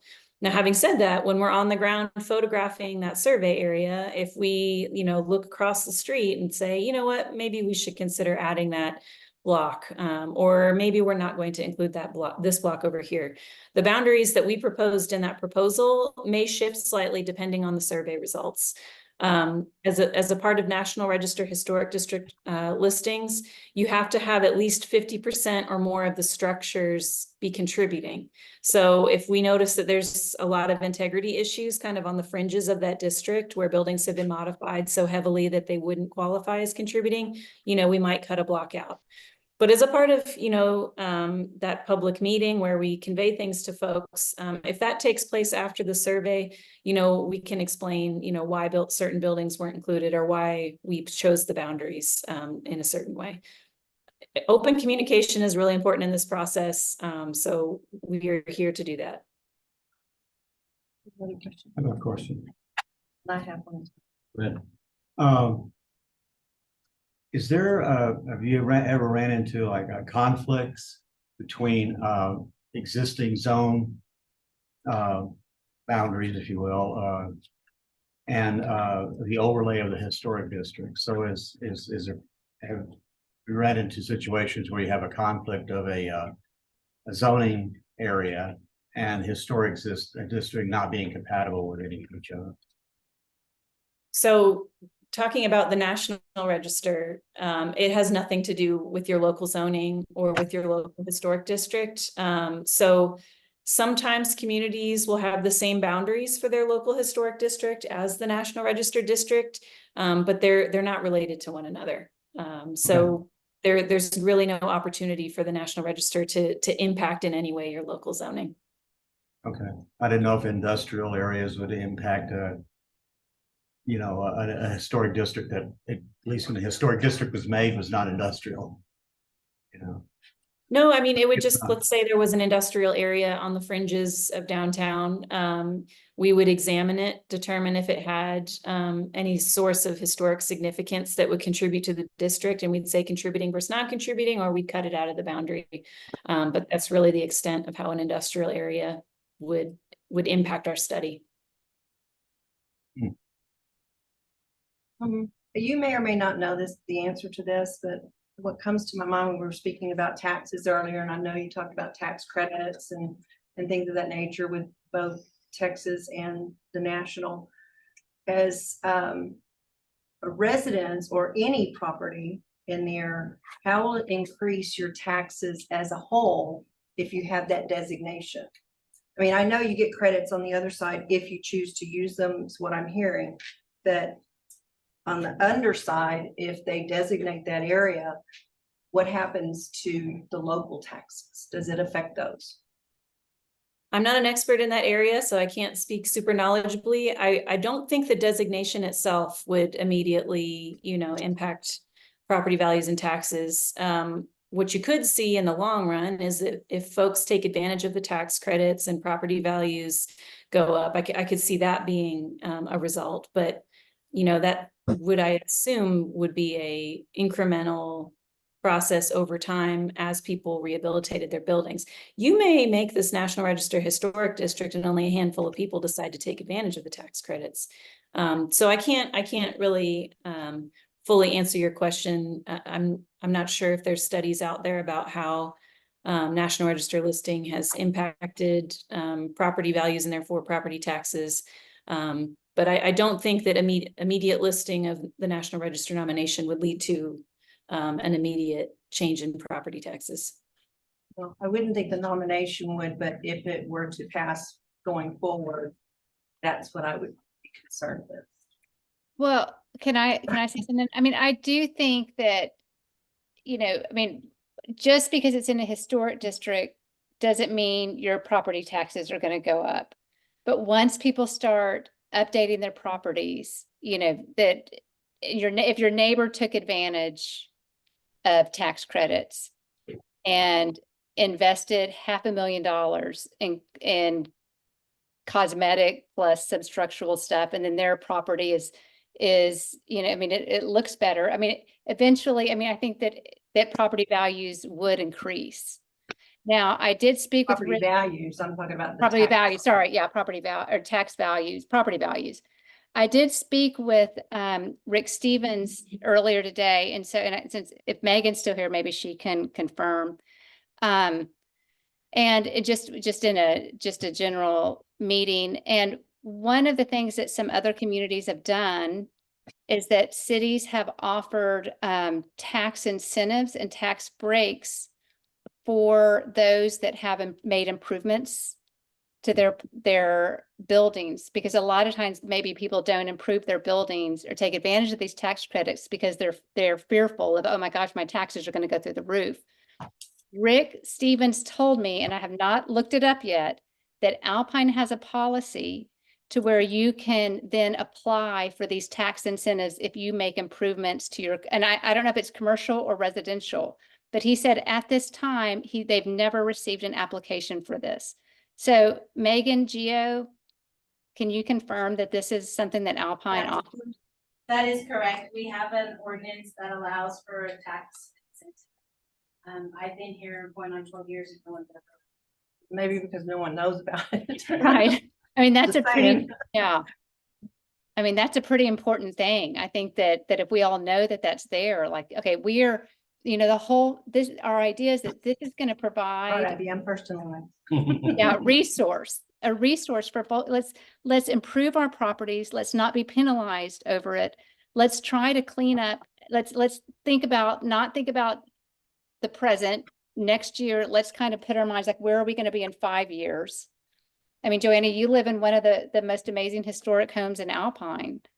And I mean, you know, so these people that have taken care of these historic properties, I mean, we want to, you know, I'm not disagreeing with you. I'm just looking, as you said, 5 years down the road, what's this gonna.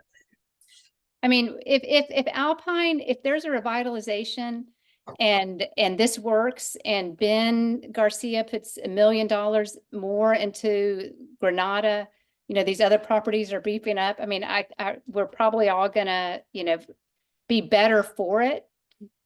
But, you know, that is the downside of evolving. I mean, we either evolve or we rot. So I don't think we can kind of hang on here, this like status quo much longer, because at some point it does start to rot. I'm just asking questions that haven't been asked that I feel like the public. Oh, it's so important. It's so important. Yeah. And I'm so glad that we were able, this is a discussion item, because these are the types of questions that people have that a lot of times they won't ask, but it would kill something like this. You know, like people are fearful like, okay, we can't paint murals. Our property values are going to go through the roof. I mean, so yeah, so keep asking questions. And I learn something on this every single, and it's almost been like every hour, you know, learning something new. So if anybody has any questions, please, there are no dumb questions. We're all learning, and I think we all have the same goal, the same vision, that we want to do what's best for our community. Thank you. Yeah. Okay. Right, Bill. Yeah, I do have a question concerning the burnt property. If in the event that we decide to rebuild and before we start the rebuilding, that this designation for the listing on the National Register comes into place, would we be restricted or forced to rebuild exactly the way it was before it burned? No, the National Register comes with no restrictions for property owners. So, and there's no building there currently. It's not even going to be listed as a contributing or non-contributing structure because there's nothing there. So again, there's no restrictions based on National Register listing for what property owners can do. If a property owner wants to pursue historic preservation tax credits, then they'll have to follow guidelines and an application process in partnership with the National Park Service. But otherwise, if you're not pursuing tax credits, there's no restrictions on what you can do with your property. And can I say something? And Bill, what we have looked, and I did ask this question on your behalf, because there are some walls standing in your property. And Megan, I can't remember if I asked you this or Ellis, but you know, what would those help if you were if you were to rebuild and hang on to some of those walls, would it help you at all, possibly like in tax credits or to claim that your building is historic? And yes, it would. Okay, thank you, because we do intend to keep the original historic walls.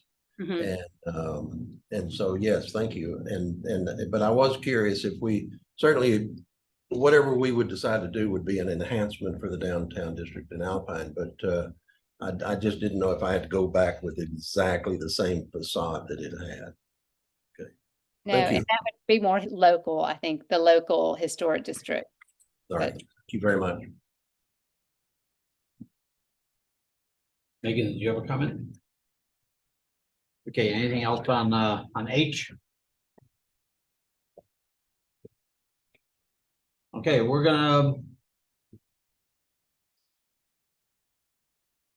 take a 5-minute break and then move on to action items. The action items. Kirsten, did you have anything you wanted to say? No? Glad you're here. So her property is in this area, not in the historical, not in the natural, because there's a local, right? The, whatever, is proposing the local ordinance regarding certain areas, and then there is a national historical, right? We don't know what those limits yet for now. Yes, and her property was on the local, right? Yeah, yeah. I just want her to know that, because. Now. Yes, of a now. Nobody knows what the lines would be for their survey. It says they're there investigating photo. Yeah, and that's why I was asking, was what properties are in there, because if it, is it You just guys these? can't continue to discuss during. Oh, So- you're not supposed to No talk. discussion. Okay. No discussion. Can Talking I about say cookies. something that? Cookies.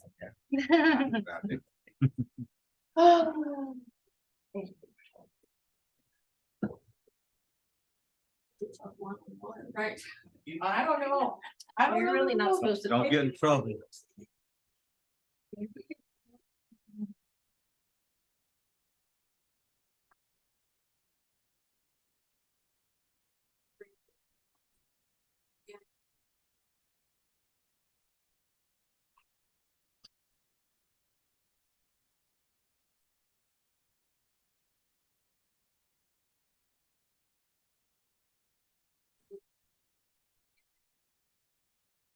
Yeah. And my, beach up there. So, you know, they have 2 businesses there. And they both get a lot to the community. Especially for meat market. And when my father died, I had a lot of people. And saying that he had given them credit, they would have end up here. You know, so, and then the murals that I want to do is incorporate, you know, those 2 businesses.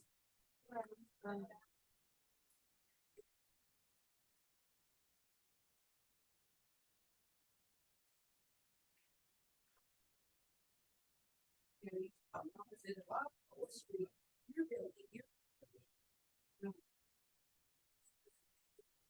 And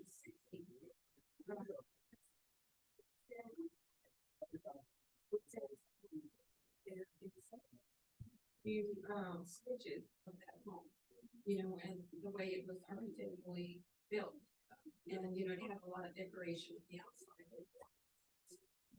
So there's a lot of trouble and pencil that we need that I do have the pleasure to sit. And I wanted to.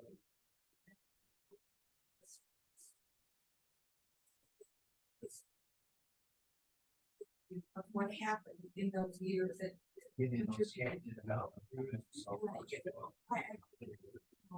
But I don't think, yes, I need to go there too, but just to give a perspective of what went on in those years, you know, as part of the community, the Hispanic community, and well, also the Anglo community. My dad did go to many ranches and which were, you know, four ranches and you process the meat and stuff. That he was very well known. And the kids were also at Paisano and Catholic doing their butchery for their calves. Even back then, a cow was still 85%.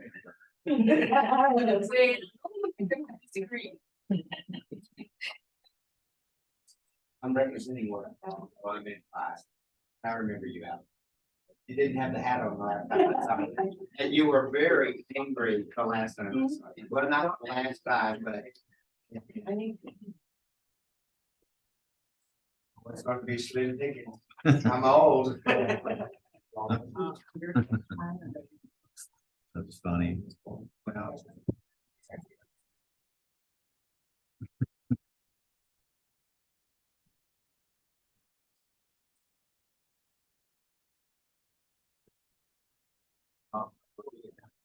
hard. Yeah.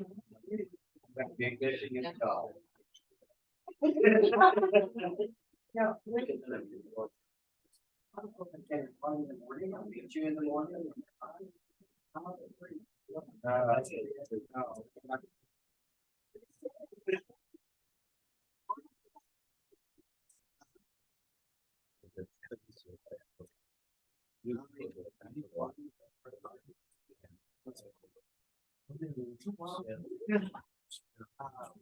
Yeah, this is my first time around that you can, yeah.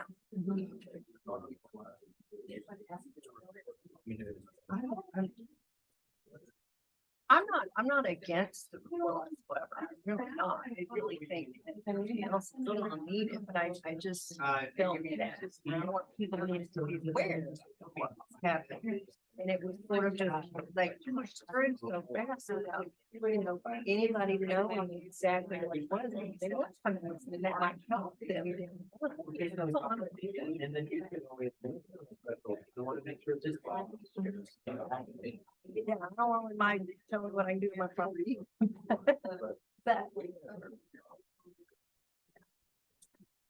Exactly. Mhm.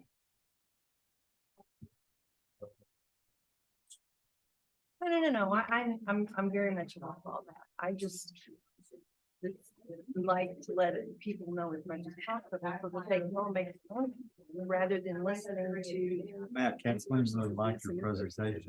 The library, she liked your presentation. a whole lot. Okay.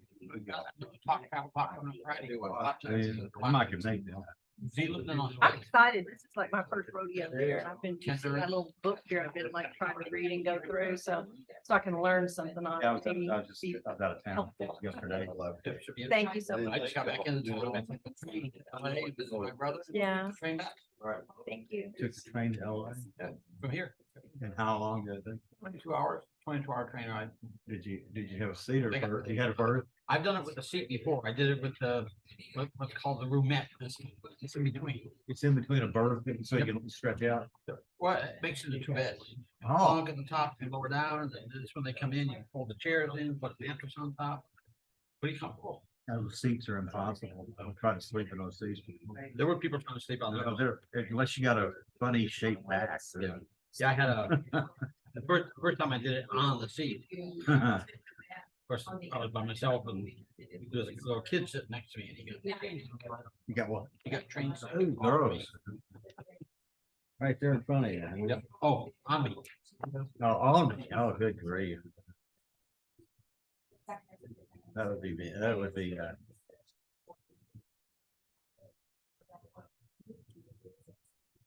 I didn't have that experience once I was flying on a flight and I was on the windows. I like to get on the window. Yep. You know, like a lot of people do. And flat was filling up, and this guy walks through the curtain. And he looked at me, and he was like, "This dog didn't do it." So for 15 hours, I What were you flying to? was trying to Dubai to Atlanta. Oh, wow, man. Yeah, he's probably some oil field dude. Yep, yep. Is Is that guy out there? Yeah.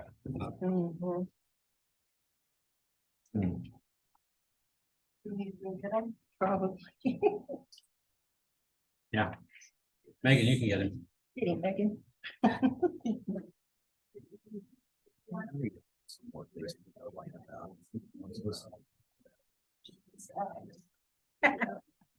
I don't know enough, so I can't tell you. No, you gotta know something. I'm very limited on that. Yeah. I think we need to vote on whether we can have alcohol. Oh, I like that. And we'd never get out of the meeting. And we never got out of the meeting. We could do it at the Railroad Blues. But, Have a meeting at Railroad Blue. Employees can drink while they're working. okay, now, All the more reason why we need to hurry. back in session, we're gonna move on to the action items. right. Item A, Megan, would you like to read that?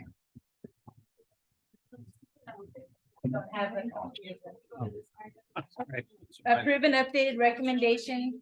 He was asking, am I gonna be imposed, like the National Registry doesn't impose a lot of things if I wanted to build or something. But is the city of Alpine gonna impose the way I? Have to wait, yeah, we can't talk about it. We've moved on. Sorry. So we'll have discussion later. Yes. Okay, discovery. Go ahead, Megan. Approve an updated recommendation to city council to approve an ordinance amending appendix C zoning to the Alpine Code of Ordinances, removing the provision that provides the ability for the city council or the planning and zoning commission to initiate a spot zoning or non-contiguous zoning designation, amending the application fee from $250 to $350. And so the amending or approving it with said amendments, so the, We're not there yet. I got it. oh, do we? Do we have a motion to approve? Yes. Do we have Yeah. a second? A second. Right, Commissioner Philby? I just want to be certain that I'm reading this correctly. So what we're approving is what you edited here. Yes, The red part that's got a line through it is being marked out or deleted, and the stuff that's underlined is being added. correct. All right. Thank you. So in all the discussions between planning and zoning and the city council, at the last meeting, it was decided to go back and re-modify the ordinance to include 3 specifics. When it comes to determining the zoning of a non-contiguous property. CO as a buffer zone only between residential and commercial use at its intended purpose. B, initiated by the council or the planning and zoning commission in alignment with the Texas Supreme Court established guidelines. Or C, as outlined in the city's comprehensive plan. We don't have that comprehensive plan yet. We're working on it, We do right? not, but we will. Thank you. Any discussions, Commissioner Phillips? She answered my question. Thank you. Commissioner Molnar, No questions. Commissioner Griffith, No. Thank you. Commissioner Laxton. Commissioner Nix. We have a motion to approve. First, vote. Second, Strong second. all voting aye, raise your hand. Aye. Approve unanimous. So this will go before the council for final approval. Thank you, guys. Thank you. Okay, I made Gio read this the first time. I'll try to read it the second time. This is item B, approve replat 240601, a replat application allowing the applicant Penelope Avery to amend the setback requirements of the subject property. The subject property is located at 1308 North 4th Street and is legally described as Lot 7, Block 47, North Addition, located in the city of Alpine, Brewster County, Texas, according to the plat of said subdivision recorded in plat envelope number 108 with the office of the county clerk of Brewster County, Texas. The record Property owner is Penelope V. Avery. The property ID of the subject property is 11666. The current zoning classification of the property is R1, one family district. If the replat is approved, the zoning classification will remain R1, one family district. Do we have a motion to approve? Didn't you mention there was some confusion about that? Yeah, before we can discuss it, we have to have the motion to approve and then a second, then we can start talking about it. Motion to approve. I'll second it. I'll second it. Okay, what was your question? What did we just approve? Well, we haven't approved, we've approved the discussion of this item. Oh, So now we're gonna talk about it.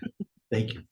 And then Definitely, let's yeah, discuss. the question really probably goes to you guys, because the property has 4 sides. And it says a setback. Yeah. Which setback on which side of the property? Is it front? On the north side. On the north side, how much of a setback? 5 They feet. moved it 5 feet because they were encroaching on the property line. She wanted to keep them separate. She didn't want to plot them. But she owns both He lots. owns both Yeah. lots, So yeah. is it moving it backwards or forward? Well, the problem Moving was, it to the north away from the house that she's wanting to build. So it doesn't affect the fire hydrant or It anything like doesn't that? affect anything except for the property line dividing her 2 lots. Ah, okay. Okay, but what she's really trying to do then is move the property line between the 2 lots, but maintain 2 lots. yes, Right. so, yes, Okay, she's currently building a house on the lot 7R. If you look at the picture. right. And so when we went to go conduct our footing detail, we realized that she was too close to her property line. And so she'd either have to redo all of her footings, or she could replat it with 5 extra feet in the property that she already owns. Correct. And But then so- does that make that property No, she- narrow? No, No, she it has plenty of square feet in both of them to build that's a another big lot. residential house. It won't mess with the square footage Okay. for another residential. And which one's the house gonna be built on? One directly across from 1407 or? It's not the corner lot, it's the lot Okay, okay. south of that. It's that center lot on that block. And then they'll be in full compliance. Okay. Any more comments, questions? Do we have a vote to approve? I vote, All voting aye? aye. Aye. Is it unanimous? Unanimous? And, That was an easy one, yeah. Alright, Her house now. I'm tired. Dio, can you read the C for us? Sure.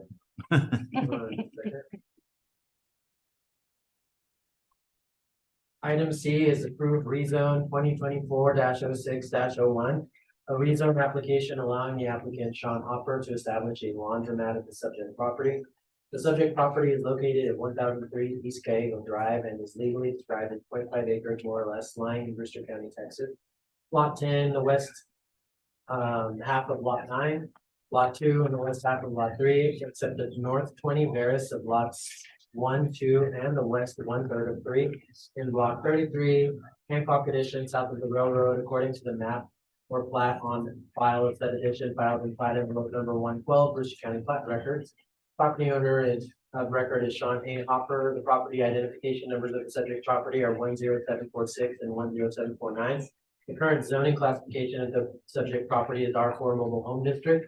The zoning classification, if the rezoning application is approved, will be C1 Neighborhood Commercial District. Thank you. We have a motion to approve? Motion. Second? Okay, got a couple of questions. Drove by that property, exactly where it is that they want to put this. So it's next to the food pantry to the east. How close to And the then food the, pantry? the old bar sits there too, Okay, so on the other side of it. So It's the right old across bar from is the old right bar? next to, yeah, it's on Um, the north part of Gallego, Okay. next to the old bar. And this survey that was included represents the property pretty accurately. Yes. Now, it's not divided up into the lots. This description describes multiple lots Yeah, involved. that flag part is that half lot that's up top. Okay, so my question is he gonna build the world's biggest laundromat? Or does he need to have all of these lots rezoned as C1? It's not that big. It's only half Well, acre. there is It's half something an also acre. to be spoken about is the property adjacent that has the old bar. The gentleman came in and spoke with us, and he wants to open that as a restaurant, but it's zoned R4. So he's probably gonna be rezoning that property soon too. Trying to. Trying to, yes, so that's. A bit, I mean, it's been a commercial business bar for ever, and he was really confused on why it wasn't considered commercial. Then there's. back But to it's what we were talking about grandfathered earlier. in. Was there ever any residential there? I don't. No, was there's never no anything residential on there. that northern part, It's there's just- another it's part a that lot, has, yeah. RV, or. Still got the word. Would there be parking for the laundry? Yeah. So, again, sorry for everybody, but on this side of the property, is this actually the street? Yes, So the raceway is already across the street. no, No, Oh, it's right the there. raceway It's on is the other side of way the food west pantry. of. This is east of the food pantry, Food pantry. right Oh, next it's to the east of the total food track. pantry. Okay. Yeah. So was this qualify as a spot zone? No, No. it's all contiguous.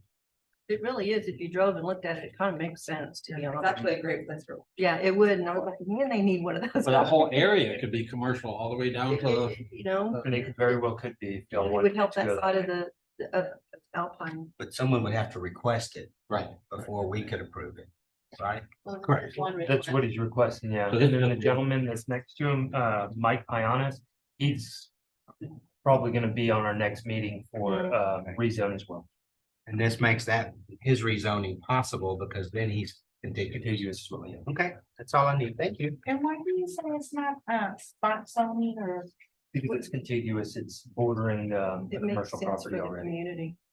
It already borders a place as far as this commercial. Mhm. So it's Spot not- zoning is if you go in and try to do something like this right in the middle of a residential neighborhood. Yeah, if you look at that map That's, and we. that's. There's spot a lot of zoning, and little They were examples doing a there lot are. of that.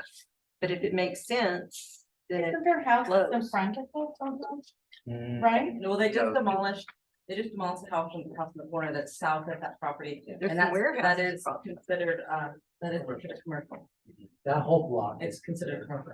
Benny Keith is up Benny there. Keith, right That's there. what we're talking Yes. about, and all the others, it's just right in that whole corridor. And you have La Casita on the. Yep. Somebody want to mention the laundromat? You talked about how we need a laundromat. Oh, yeah, I mean, for that side of town, there's only really one laundromat. Well, we've got two if you go out by La Loma, right? Yep. But the other one is over on Fifth Street because they shut down the one that was in the old, we call the coffee shop or whatever. And there's really nothing on that side of town. So I mean, to me, it makes sense to put this over there for just community, convenience. Yep. And how's the water in that area? Do we have good water? As far as the pipelines and infrastructure? How is it gonna affect them? Yeah, good point. Can anybody answer that we have sufficient water? We're struggling on that side of town. And a laundromat uses a ton of water. It's almost as much as a hotel. I can answer that question. Okay, It's Megan. Sorry, guys. That is a side of town that we do struggle with water pressure. And you do know that a laundromat uses almost as much water as a hotel. Yes, sir. Okay. okay, is Mr. Hopper here? No. How big a laundromat is he talking about? So, yeah, what size laundromat are we talking? We have no plans or No anything. specs on it, Yeah. yeah. Well, you can only have so many washers and dryers per the parking spaces anyway, so you can't just like Right. have 3 parking spaces and 100 washers. You Now, have to, I think the main focus is he wants to rezone it for that, but he could easily purchase a piece of commercial property on the south side right now and build a laundromat and nobody's gonna stop him. Because there's really. You could turn anything into. right. How would he hook up to the city water? The city would have to. We provide him with a tap. provide it, Okay. And then if tomorrow he chooses not to put a laundry mat there, I mean, And put a bar in there or whatever. yes, because that's what we're rezoning. Well, our bar is allowed in a C1. Yes. I mean, yeah, that's what I'm saying. That's why I was interested, not so much. Taxidermies aren't. Well, there's already a bar right next to it. Yeah. It's been historically there. Yeah, we don't want to get Dollar General again. No. Do we find it making sense for that to continue being a commercial, I guess is the thought, right? Yes. And it kind of it makes sense. I would say so. Yeah, on that part of town, we want to build it, We don't want, yeah, we want to be able to Yeah, and if he, build it up. prosper that side. and if he doesn't have water, his business is gonna fail. Yeah, that's not. But You're gonna have that any way you go. But You know, that's why I asked earlier what I did. well, so- driving by over there, I like, you got a comment? Go, come on up.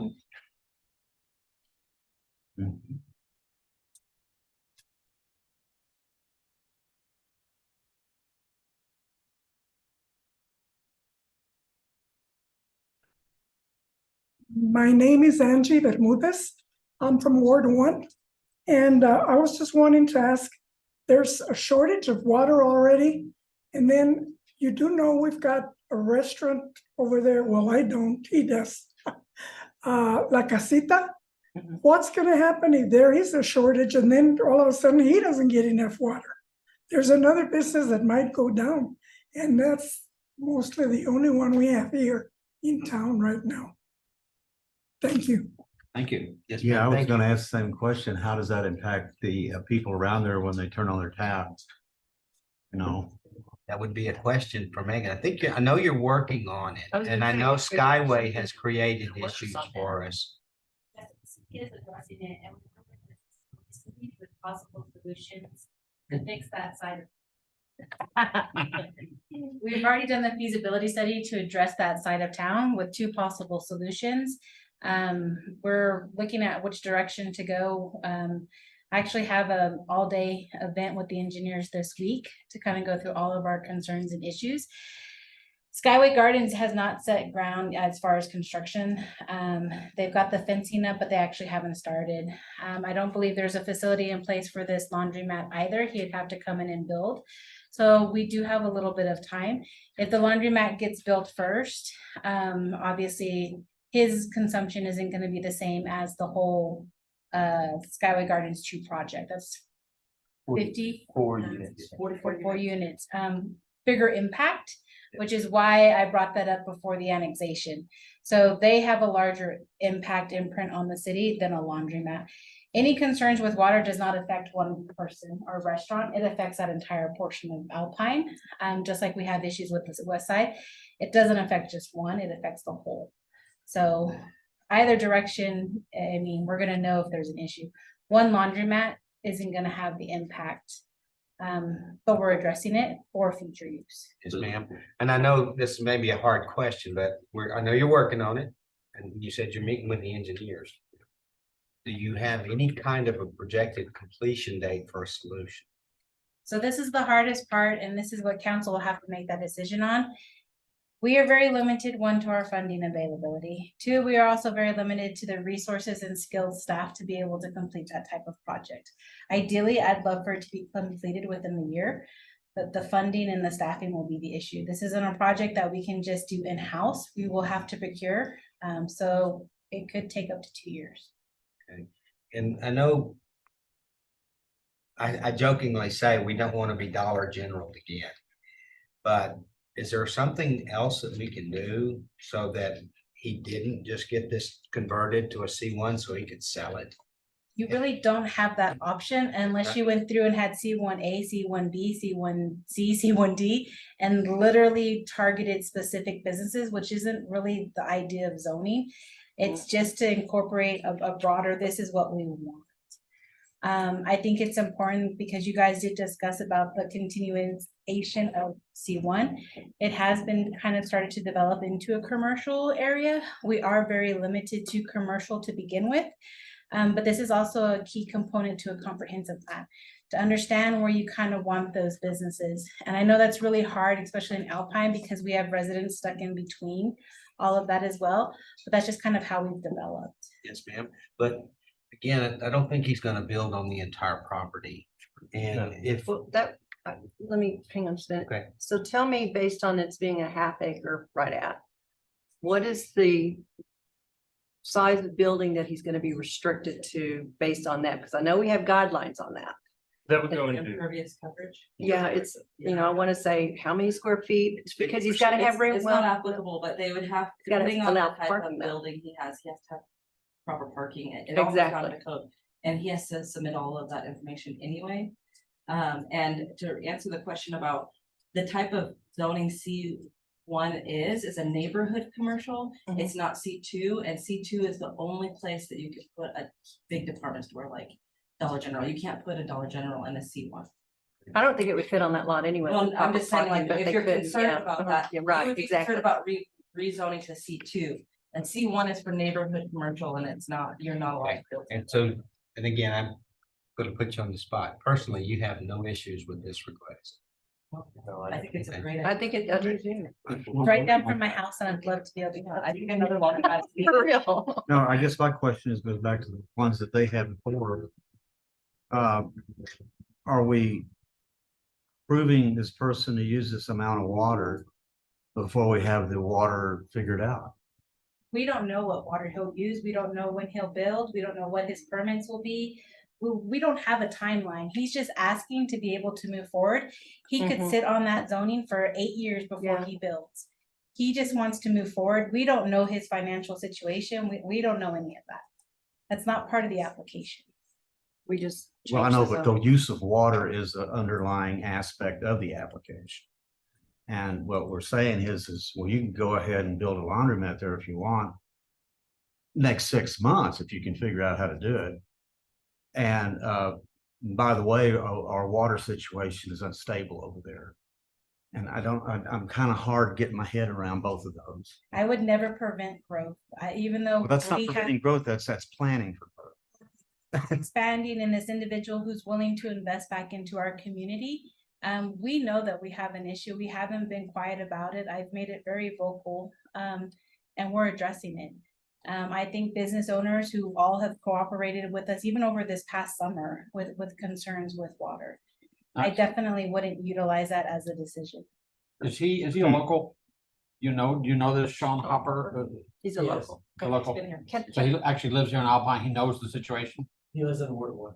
Okay. Now, let me get this straight. So you wouldn't consider the access and of reliability of reliable water source I think that's outside our realm. as a point in making a decision about this? Not for this. Okay. Hmm. Could I add one point here in looking at the hot tax? You're talking about washers and dryers that are coin operated.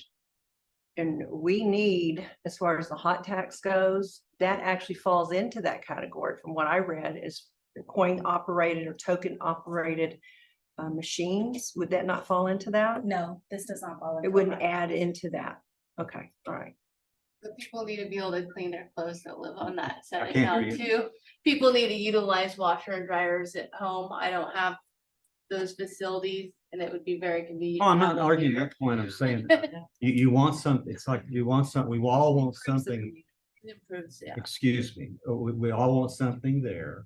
And I think a laundromat's a good idea. Of course. But can we support it? Here's the That's not our question. job to- Here's gonna be my input. So this is just my thought process. So the other laundromat that we have is on the same pressure zone as the one that would go in if y'all approve this rather. And so I wouldn't imagine that there would be an influx. It would just create convenience for the community. I would imagine people that are having to use a laundromat are already using the laundromat that is available here on that pressure Splits zone. it up. If that helps, it's just gonna Spread the load. spread it between two different locations. That's a good point. So back to the issue, is based on what you just said, there really isn't concern for the water issue. I wouldn't think so. I don't think it's gonna Because it's, add a demand that's not already there on the water infrastructure, if that okay. makes sense. Skyway Gardens is adding Yeah. that demand. Hmm. Skyway Gardens is adding that demand. Yes, they would definitely have. So you already have an issue with water going that way. You're aware it's. They have an immediate need for a solution to the water problem is what they have. Okay, well, I didn't know that. So you're saying, based on that conclusion, is that it really doesn't add to the demand. And again, I'm not trying to be, Probably not major projected, I'm not trying to be facetious or a smart ass, but this is Alpine and it takes forever to get anything done. I'd be willing to wage $100 that laundromat won't be open in 3 years, even if he starts on it and tries to start construction. Well, yep. Well, I think we're ready to. You more Just got to comments? clear those cobs out. Yep. So are we ready to, let's vote on this? Let's, all in favor, vote aye by raising your right hand. Aye. Okay, not left hand. It's unanimous. It is approved. Any further board member comments? Next scheduled board meeting is the 22nd of July, right? Yes. A workshop at 4:30. Yes, that's right. All righty, motion, do we have a motion to adjourn? Second. I don't have a hammer anymore. We stand adjourned. We have one.